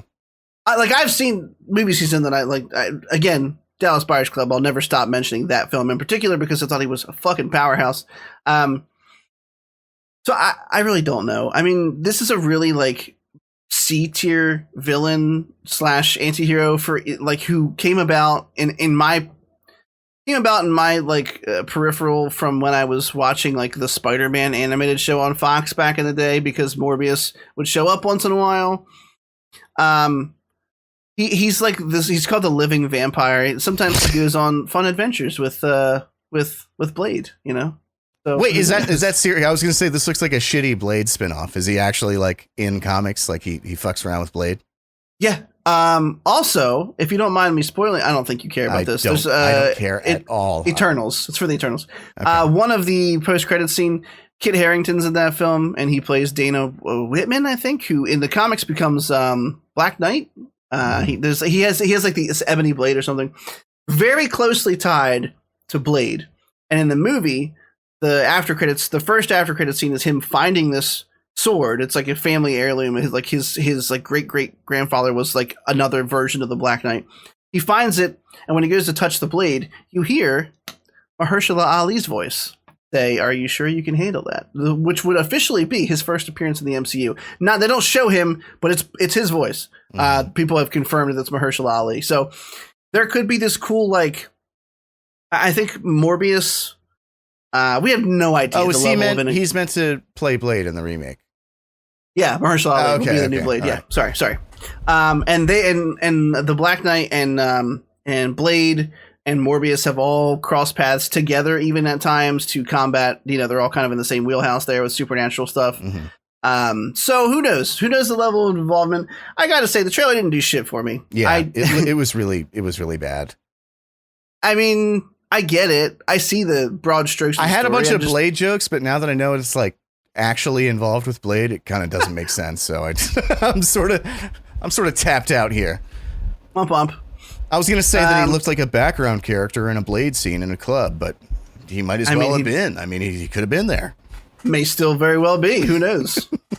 Blink and you'll miss it. Morbius cameo in the new Blade film. So yeah, he's a living vampire, quote unquote. That's what they call him. What does that mean? Aren't they all living? Well, he doesn't get turned into this creature by getting bit. He can go out in the daylight, stuff like that. Okay. He's not a traditional like vampire, but he's got a ton of the same powers. And gets his powers from bats, I guess. I don't know. The whole storyline's been like he's got this weird blood disorder, and they do show him as a doctor, visiting kids in hospitals and trying to be like the good guy. ultimately, it basically seems like it's going to be like a Dr. Jekyll, Mr. Hyde type thing where he's like using the monster for good or whatever. I don't know. Look, it's like Venom, but somehow an even less interesting character to me. I just don't care. I don't either. The one thing I'll say is this. We have a lot of bad things to say about Jared Leto on the show. But I agree with you, first of all, in all seriousness, that there are things that he's incredible in. He was excellent in Requiem for a Dream. I actually cursed all of humanity when I saw that movie and saw Jared Leto and said, can't wait to see more of him. I'm sorry. I'm sorry, everyone. That's on me. Yeah, it was you, not anyone else. He has a great voice, though. That's one thing I noticed throughout this trailer. Like, every time he talks, my brain just, like, hones in on what he's saying. He just has, like, a good, strong, charismatic voice. It's just his awful, shitty personality that just ruins everything else about him. How many dead rats do you think he gave to his co-stars on this one? No, there were bats. There were bats like actually infected with Ebola. Like, sorry, staying in character. Hey, when did you guys all get bit like I got bit? Oh god. Okay. Ghostbusters released the final trailer. It's only a minute long. It was very short. As far as final trailers are usually like these big bloated 2.5 minute things that give away all the plot. Yeah, it's mostly footage from other trailers that they've released too. So that was real fun. Which I'm actually totally fine with. I don't want to know too much about it. And to be honest with you, this movie is kind of snuck up on me, and it's because it's been delayed for so long because of the pandemic. It comes out next week. It comes out November 19th. Theaters only? Theaters only. Mm. Exclusively in theaters, how they say it. Right. So this trailer, you hear the voice of one of the classic Ghostbusters, Dan Aykroyd. It's clear. It's always been clear that they were going to include the classic Ghostbusters. I think Bill Murray's was confirmed or some. Well, his voice was soft at the end. Was it Bill Murray's? Yeah. Okay. Yeah, I didn't finish watching it earlier. I know Dan Aykroyd you hear voiceover from him in the trailer. It's pretty clear whose fucking grandkids these are. Yeah. You know, like they're not hiding anything. Paul Rudd's always a fucking gem. Honestly, the only thing, look, there's going to be a lot of retreads because we see the demon dogs. Yeah. I'm okay with those. I'm for some reason fucking reason not okay with the Stay Puffed Men, the little Stay Puffed. I don't know why those guys I single out in my brain. It's like, don't fucking do that. That's actually that's not you. Like everybody I talked to about it, they basically call that scene the member berry scene, just like you did. It's like, it is annoying, right? It was just one part of one of the movies. Why does it have to happen again? I don't know. It's just goofy. It's goof troopy. Goof troopy. I couldn't be less excited about this movie. It just doesn't look good to me. It looks like a cash in. And the one thing that irked me, that they always have to do this with trailers, is in the end, they clearly, I can't remember what he said. It was Bill Murray's voice very clearly. He's like, hey, remember me? Or something like that. I don't remember exactly what he said, but it's like, I like how you said that. One of the things that would have actually like redeemed this movie to me was me not knowing that he was going to be in it and then watching it and he shows up. I'd have been like, oh, cool. They got the original crew back together. The ones who were still alive, of course. And just ruining it by putting it in the trailer and his head's cut off. And it's like, his head isn't cut off, just in the frame. I'm saying you can't see his head. But it's like, you might as well just show his face at that point. Everybody knows Bill Murray's voice. Everybody knows Dan Aykroyd's voice. Like, you're not hiding it at that point. What's the fucking point? There's just no point. I don't know why it's like this, but because the film has been in waiting for so long, it's already on Rotten Tomatoes. Like it already had it. It doesn't have the full roster of reviews that you would expect. But and again, take this with a grain of salt because we talked about this earlier as being horribly inaccurate sometimes. But got a 73 out of 50 reviews, which means it'll probably drop a little bit more. Mm-hmm. The consensus of those 48 reviews is that it crosses the streams between, oh god, they really had to put it like that, between franchise revival and exercise in nostalgia. And in this instance, it mostly works. And I spot read a couple of the reviews earlier. Some of them are saying like, stays close to his roots in the much loved history, hugely entertaining and heartfelt nostalgia, breathing life into the franchise with a fun harken back to the kid-led action adventures of the 80s. But then the ones that are negative for all the reasons that we're concerned about it being negative. So I really have no idea. I'm gonna have to watch it. Yeah. I mean, this one in particular stands out. Any goodwill the first act conjures soon becomes lost in an avalanche of obvious and clumsy callbacks that feel more like a piece of fan service bingo than anything else. So, who knows? I mean, I'll be happy to watch it. Don't get me wrong. Yeah. I was even happy to watch the one with what's her name, Melissa McCarthy. And I knew going in, everybody really hated it. I mean, I'm happy to give it a shot. I gave it a watch. There were a couple really funny bits of that film. Yeah. I thought, and I know this, I get it. I'm gonna preface this comment with, I know that pointing out that the part that I found funniest in the female-led Ghostbusters movie was a man is going to offend a lot of people. But Chris Hemsworth as the guy in the office was hysterical in that movie. I like, that was when I realized that Chris Hemsworth could be funny. Yeah. Plus it was actually he's that great movie. to look at. Just a good guy to look at. I think they make that joke a couple of times in the movie. Like, you can exploit him all you want. When are you going gray, Chris Hemsworth? Not anytime soon. He's going. What a fucked up question to just ask. When are you going gray, buddy? I might have to be some semblance of that for the episode title. This is episode 45, by the way. When you go gray, Hemsworth. Okay. We got 3. All right. I actually, for the first time in a while, PP? PP break. Oh, pee break. Okay. Scotch, so that's what does it. Gotcha. I can't do alcohol this early in the day. Yeah, I probably shouldn't, but here we are. All right, guys. Oh, well, I'm usually alone for these shills anyway, so it doesn't feel extra weird that it's just me. Look, you can find us on facebook.com/thecynicalnerd. We don't post as often as we should. I'm going to try and rectify that. How's that sound? Deal? But just between me and you, okay? Don't tell anybody else. Don't tell Derek, especially. You can find us on Twitter, and we're just at The Cynical Nerd. We got our fucking handle back a long time ago, and I'm still bringing it up to this day. Why? I don't know. Just because. If you want to send us a piece of email, it's questions@thecynicalnerd.com. I have no shame in begging for emails because I do this podcast for fun. And don't care who listens to it. But don't take that the wrong way. I care about each and every one of you who listens. But I'm not so much on a high horse that I don't say, send us some emails. I'd love to talk about them. We'd love to chit chat.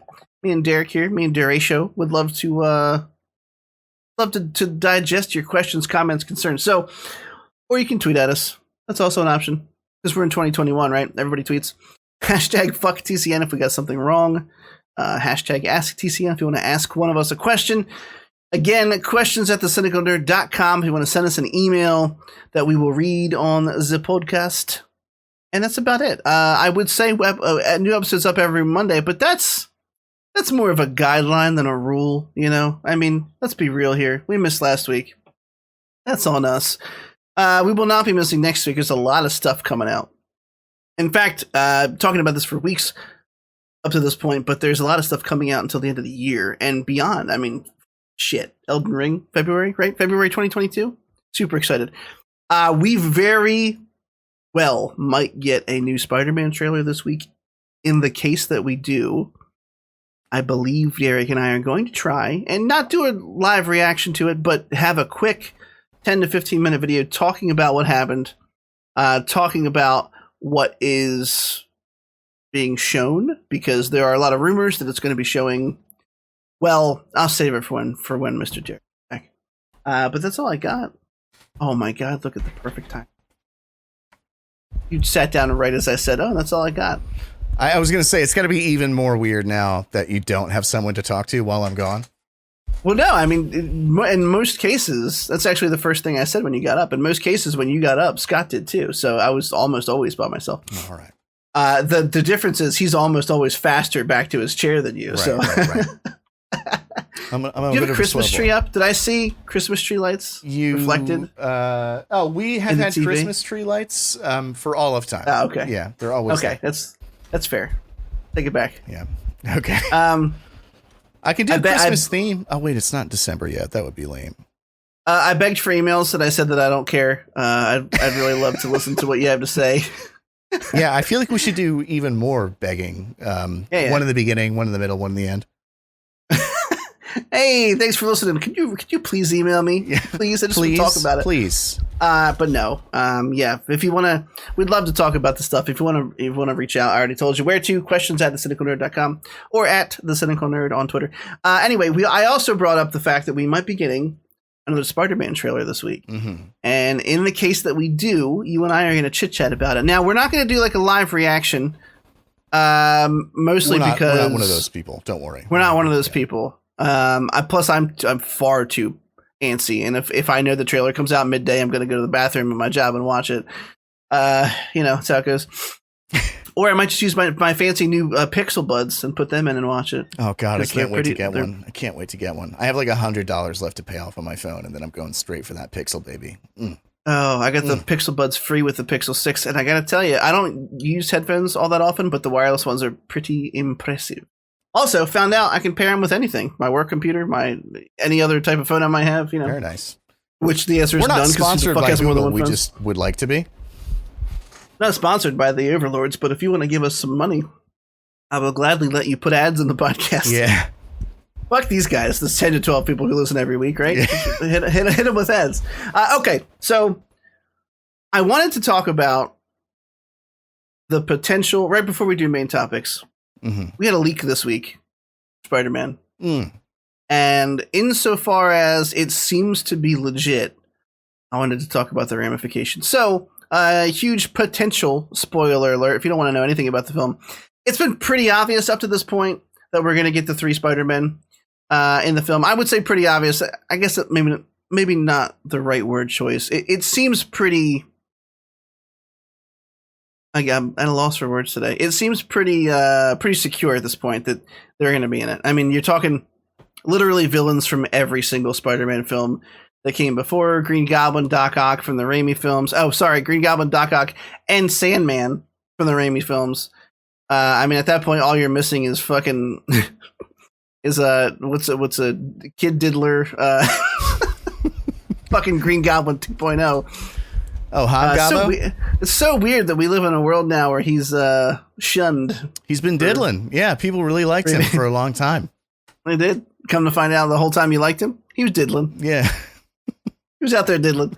Yeah, so we got Green Goblin, Doc Ock, and Sandman from the original Raimi trilogy. You've got I always forget how to pronounce his name. The guy who plays Lizard, it's like Riff Nope. Rife Ifans Riss. Yep. I'm butchering it so bad. It's gotta be right. So bad. Anyway, the Lizard from Amazing Spider-Man 1 and Electro from Amazing Spider-Man 2.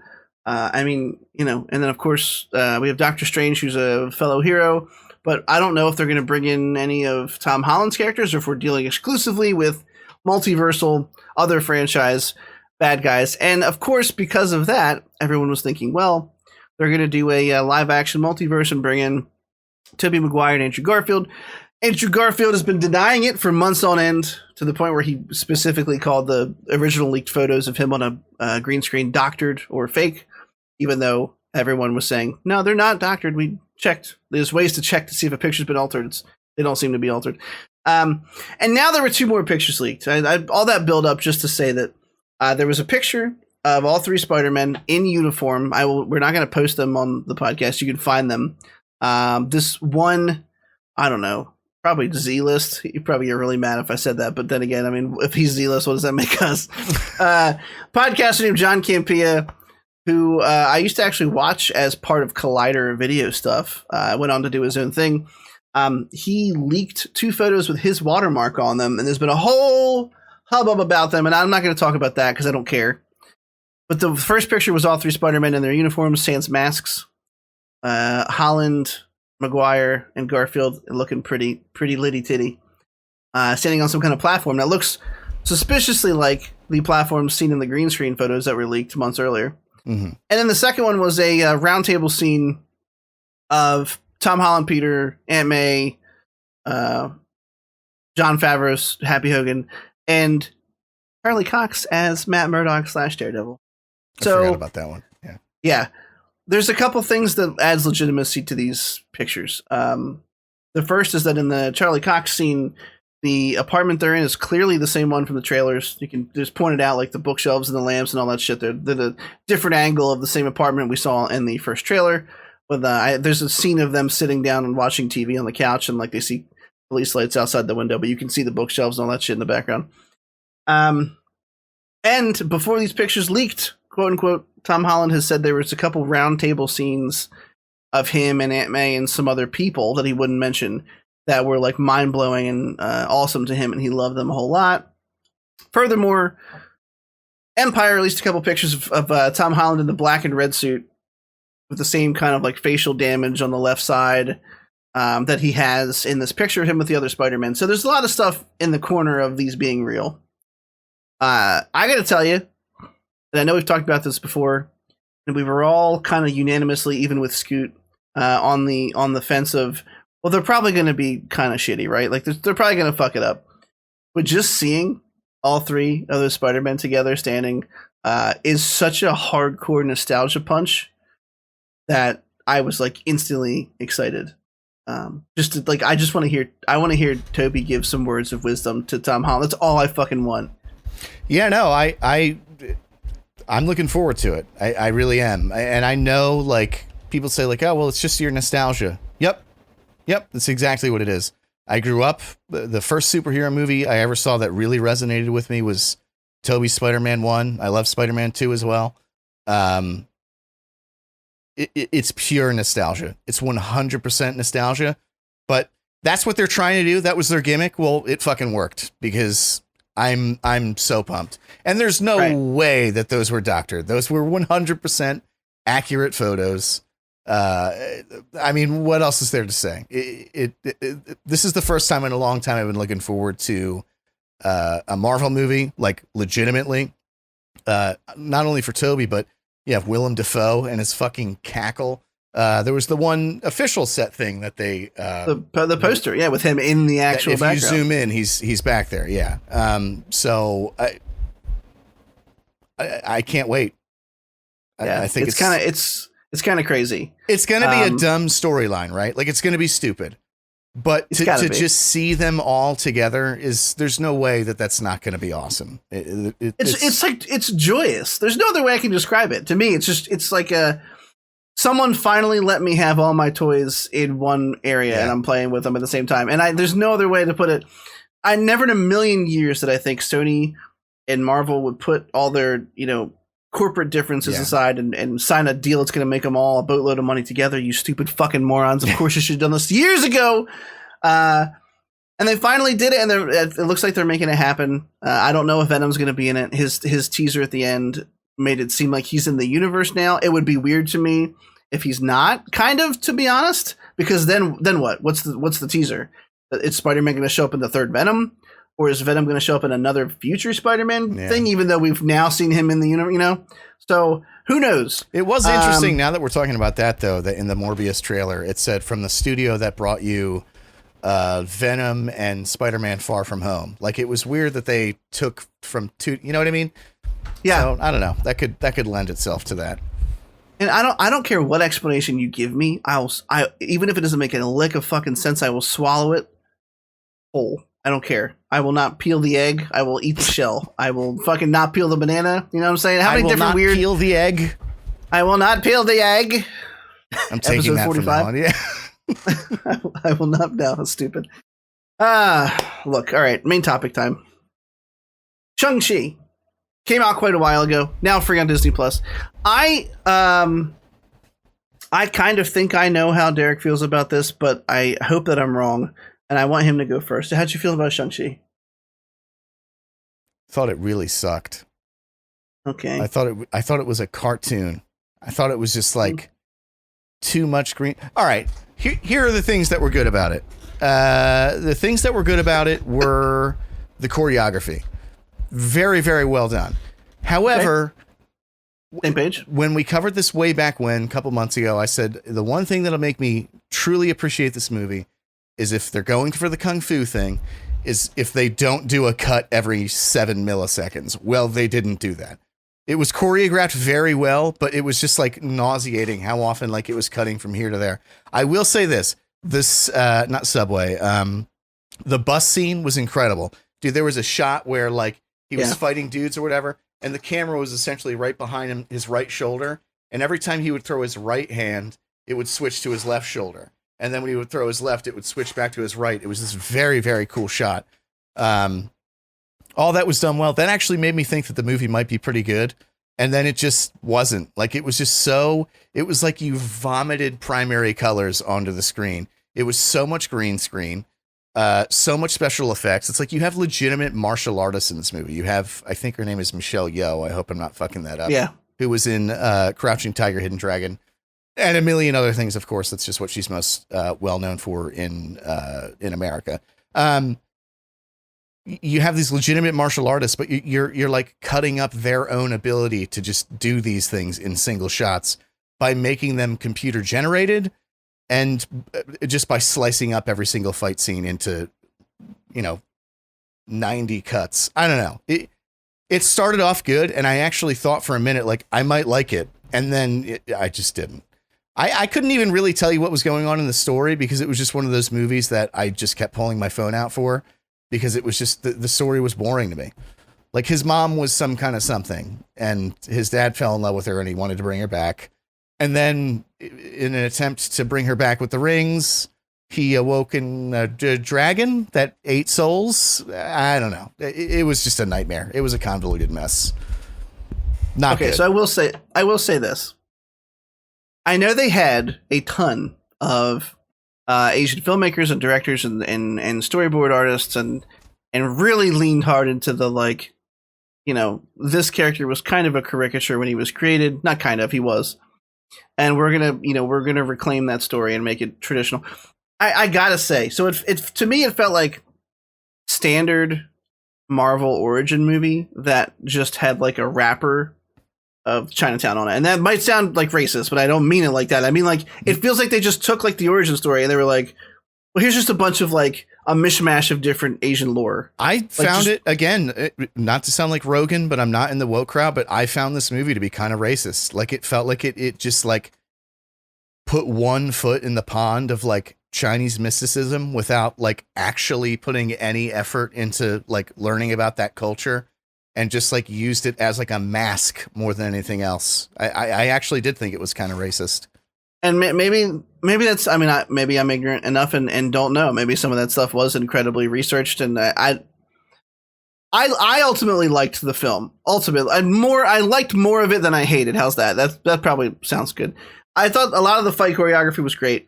I, for some reason, and I've heard people say the exact opposite of this, I really enjoyed the way it looks when they're fighting over the rings at the end, like him and his father, like when he was sort of like basically stealing the rings, like harnessing their energy by using the kung fu moves that his mother's side had learned in Ta Lo, and him kind of like taking command of them. And then, like, I know it was ridiculous, but basically live action Dragon Ball move at the end to kill the dragon as he's flying down through the air, just doing like super sick fucking kung fu. And I was like, okay, I don't like Dragon Ball that much, but this looks really cool. I know it was super silly and over the top, but for some reason I was really into it. And I gotta say, and I'm surprised that you didn't say this, and maybe it's because you just don't agree with me. I thought Wenwu was like one of the most proper realized Marvel villains that I've seen in a long time, because he wasn't traditionally a villain. I mean, he is the leader of a bad organization, but I mean, there's so much humanizing of him. And like, you see this dude searching for power who falls in love with this woman, and they have a family, and he loves his kids, and then he loses his wife, and he becomes a little colder towards his kids, and they pushes them away, and they run away.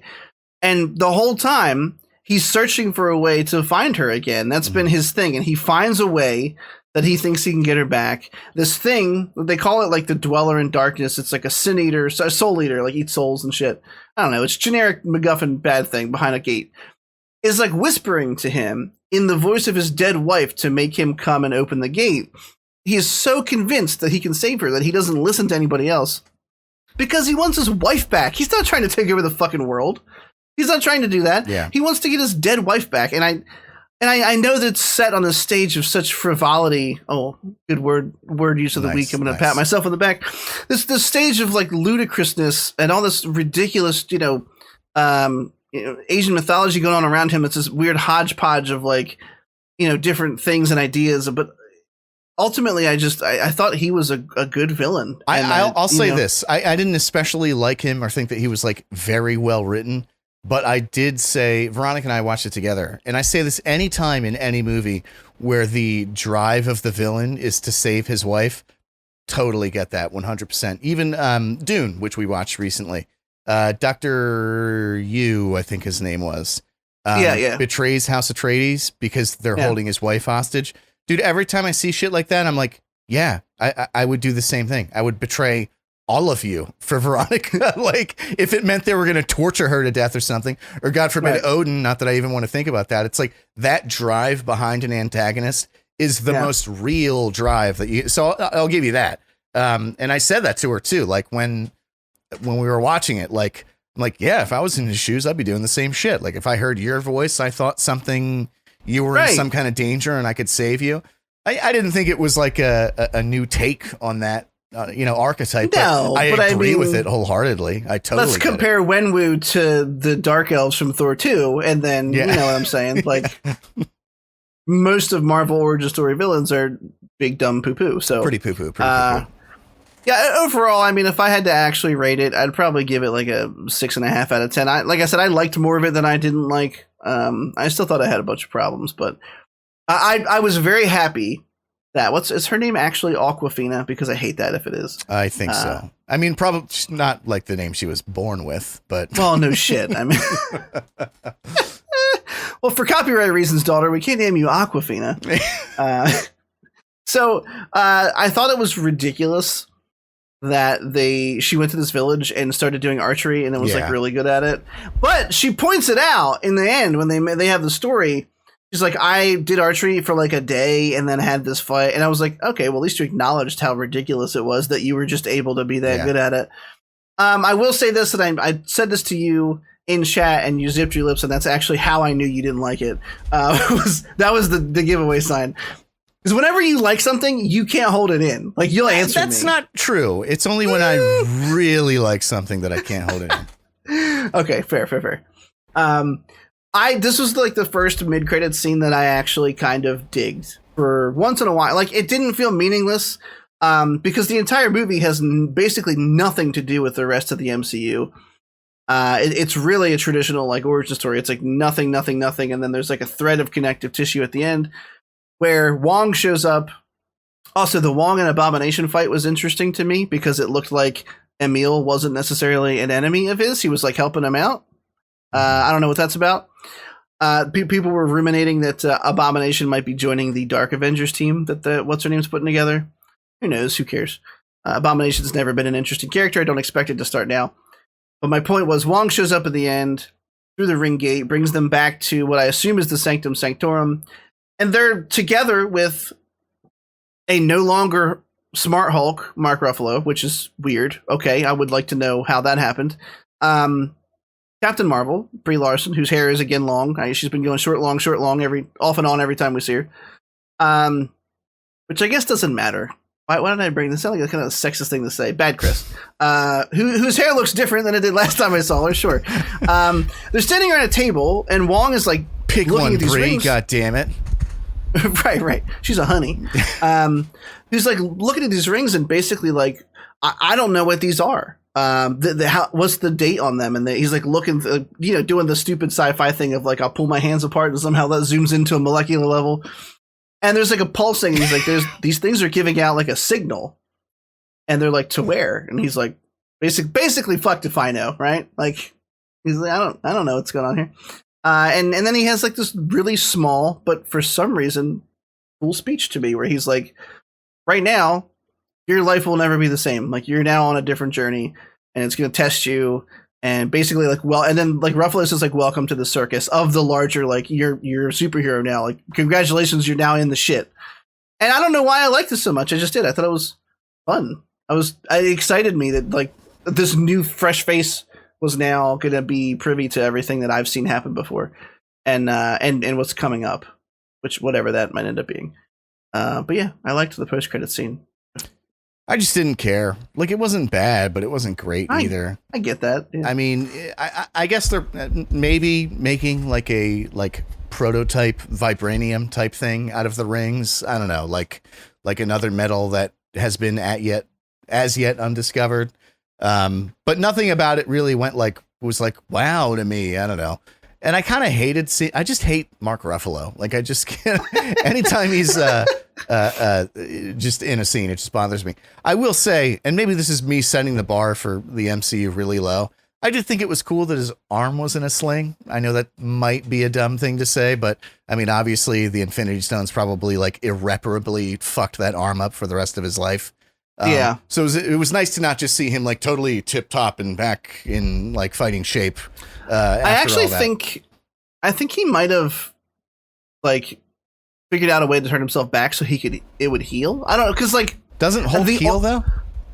He does. Literally, the only reason I'm saying that though is because when he was Hulk, that arm even at the end was like crispy still. It was like discolored, but as human, it was normal color. So I don't know if that was just them being lazy and not wanting to paint his arm, or what. I don't know. There's Can also you imagine they do 99% of a movie with this high budget, and they're like, "Look, Mark, we're not painting your arm, so you're just gonna have to figure it out." We spent all the last couple dollars on the protector under the lake, so. I also think that the little bit of She-Hulk footage they showed, Smart Hulk was in it. There was a scene of him like outside of a containment cell with her inside, trying to like figure out what triggers her transitions into She-Hulk. And I think in that, my personal theory is in that series is how they're going to show how he discovers to become normal again for whatever reason.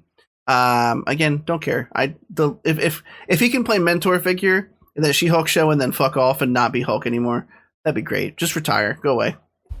You seem like a really nice guy. Like if I met you in person, Mark Ruffalo, you seem like you'd be a great dude. But I don't. Sorry, I don't want. I just can't. I don't want to though. He's too nice. Yeah, I can't stand you. All right. Can we talk about Ted Lasso first? Because I want to talk about No Time to Die last. Let's do it. This will be quick because it's old and people probably don't care anymore. You don't like Ted Lasso, right? Can I just do mine first? It's 100%. Very quick.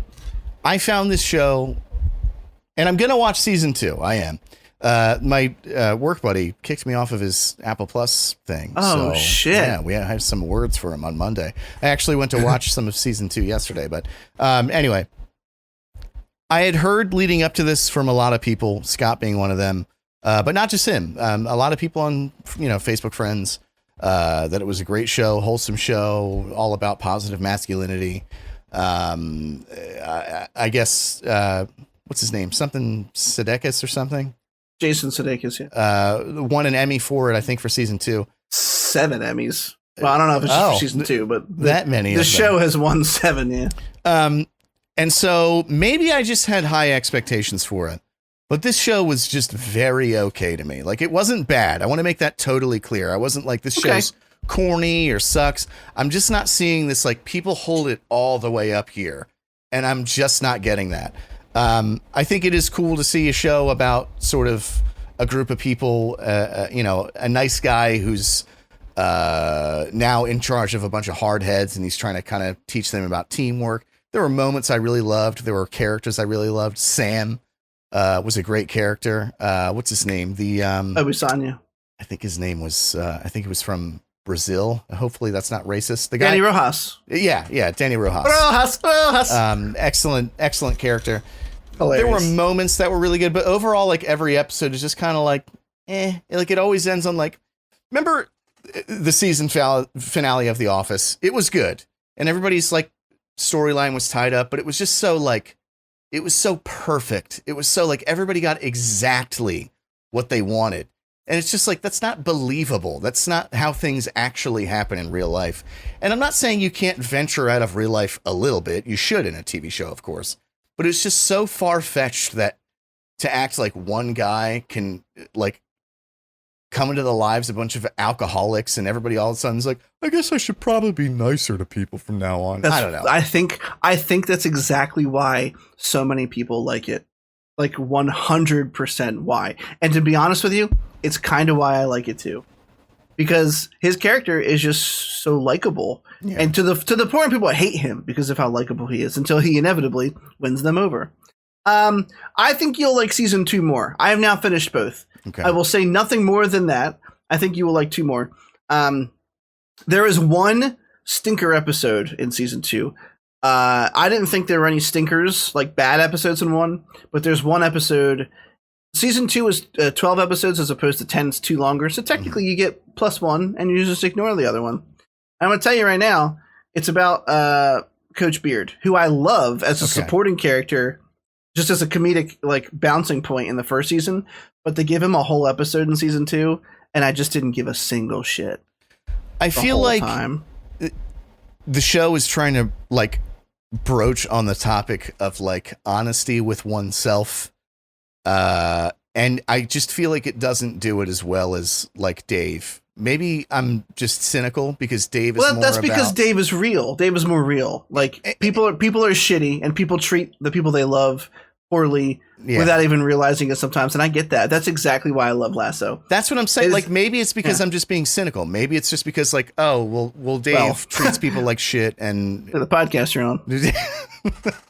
It's more like realistic or whatever. But I just felt like if we're talking about like honesty in your surroundings and honesty with oneself and honesty with the people that you consider your friends, I feel like Dave just nailed that way more than it just seems unrealistic to me. It's not a bad show. Like it's not. Like, I was happy to every single episode ended. I was happy to hit next episode.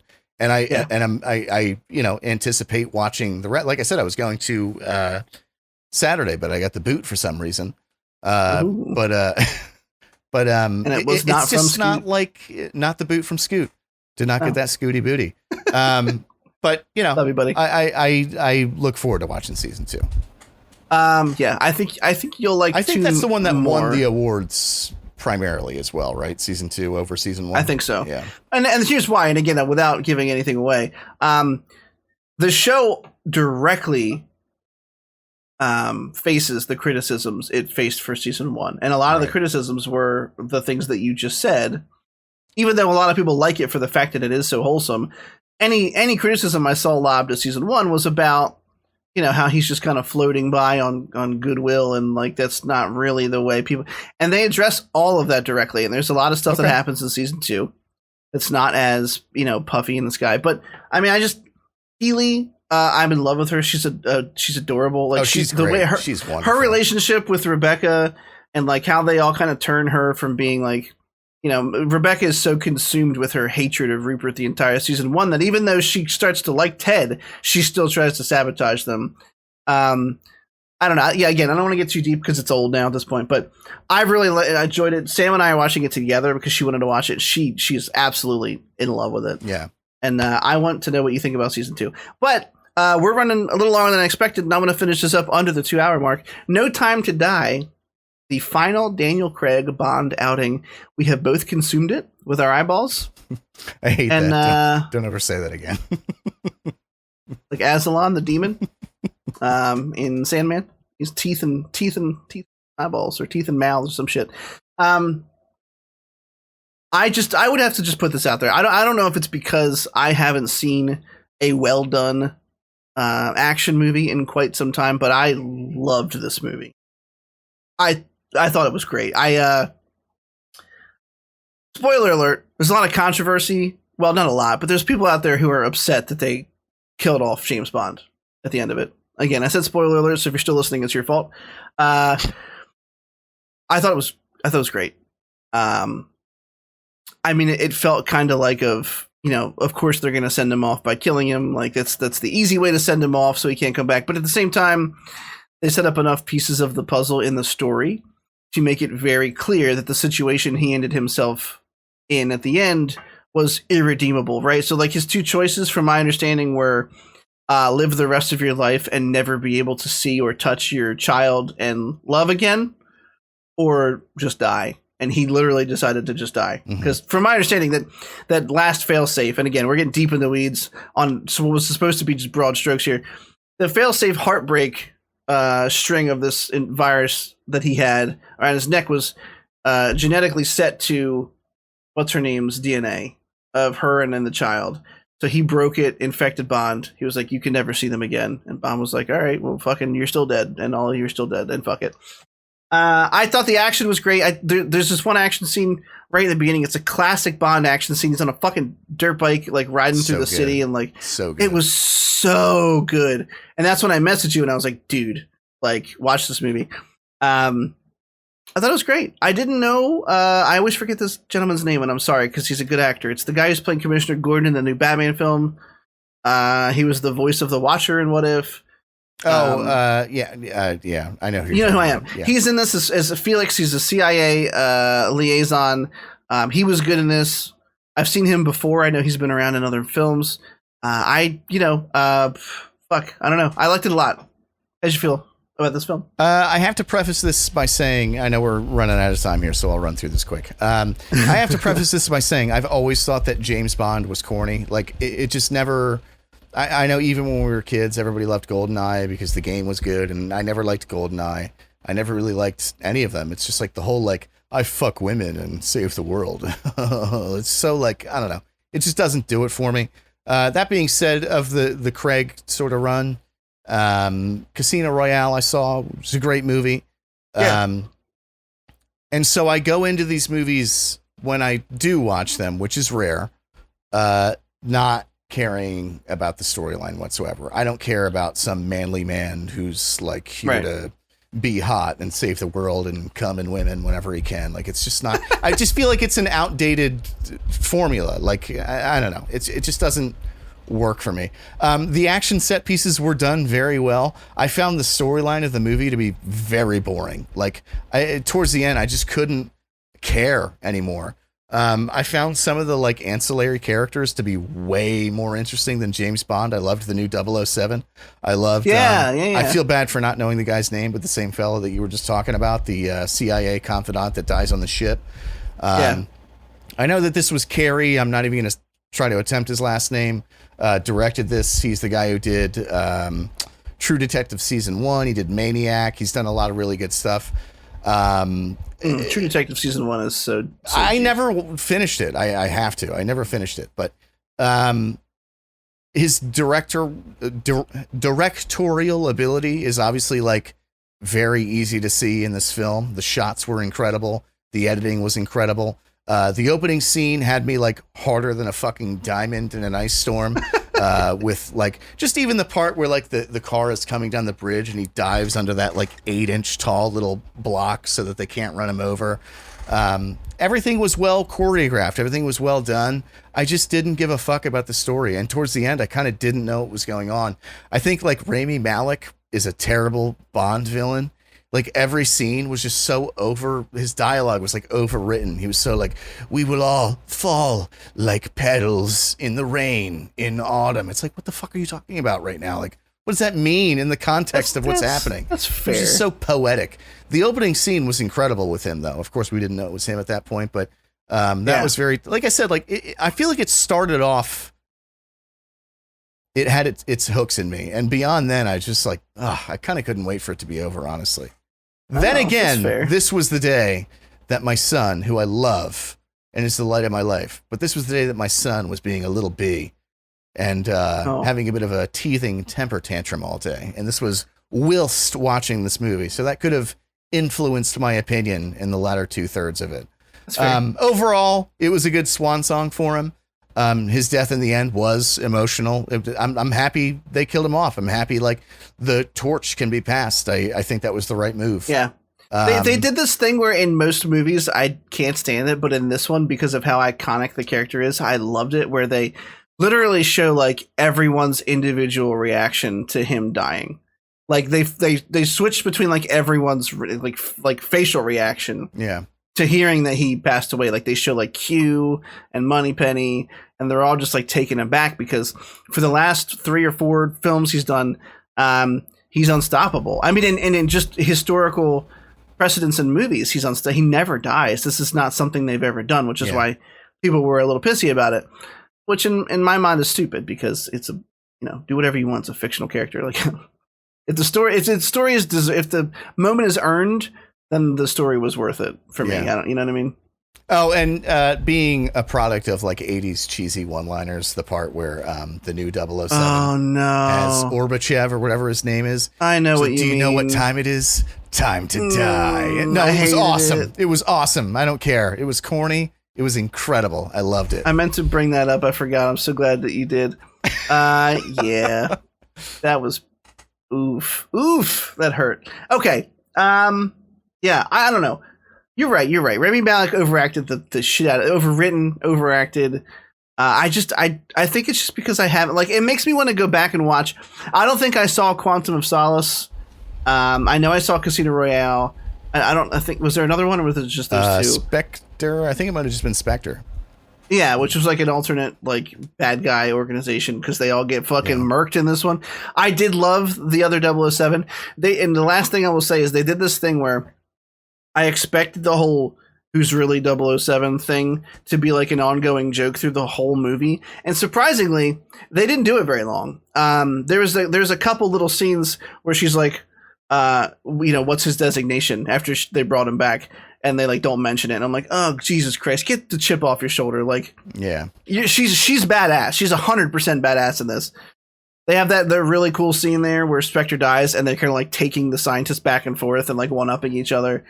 And I was really annoyed, and I thought they were going to do that for the whole film. And then ultimately, they didn't. Bond was a total fucking gentleman about it. He was like, she's 007. Mm-hmm. And you were like, oh, okay, good guy Bond. I would like to submit the podcast title as No Time to Cry for Odin, as the title for the podcast. That's pretty fucking good, actually. Thank you. We have to think of a thumbnail still, but you were trying to watch No Time to Die. He was watching a very different film. Yeah. Okay, we're going to wrap this bitch up. We very well might have a special, like, 10 to 15 minute video later in the week if the Spider-Man trailer drops. If not, we'll see you next week to talk about whatever the fuck else happens. We have a couple movies we can watch. The new Paranormal Activity, Lamb. I would say Lamb. Lamb for sure. Lamb I want to watch. Yeah, and I'm not sure what else, but we'll figure out something else to talk about. And depends on if you get access back to Apple TV or have to kill your friend. Yeah. Coworker. We just have to get rid of him. Yeah, just have to, call it a day. Have you been streaming at all? Can anyone find you anywhere? I haven't been. I've been doing crunch for my final, so no, you cannot find me. I cannot be found. I've specifically curtailed it to be this way. I exist only on this podcast, digitally, and nowhere else. You can find me on Twitch, maybe. But Twitter, definitely, at Dr. Gloom MD. That's DRGLOOMMD. Very nice. I haven't been streaming a whole lot either. And really, it's my fault. Actually, I take it back. It's the video game industry's fault. It's they haven't been enticing me with any games that I cared enough to play. I've been enticing you with Dark Souls 3. You could play that. You could do that. Well, just an idea. I was just about to say that I would like to pick up Dark Souls 3 and try a sorcerer build. I've never done that. And then Battlefield 2042 officially comes out the 19th, which is next Friday. I have early access to it now, but I'm going to wait till I get some hours into it before I give any thoughts on it. So we'll talk about that next week too. You can find me on Twitch and Twitter at TCN Plays. And if you're lucky, I might stream Tuesday. Ooh. And maybe Thursday. Ooh. And then maybe Friday. We'll see. We'll see how it goes. But for now, I think Derek and I are going to say see you next week. Au revoir.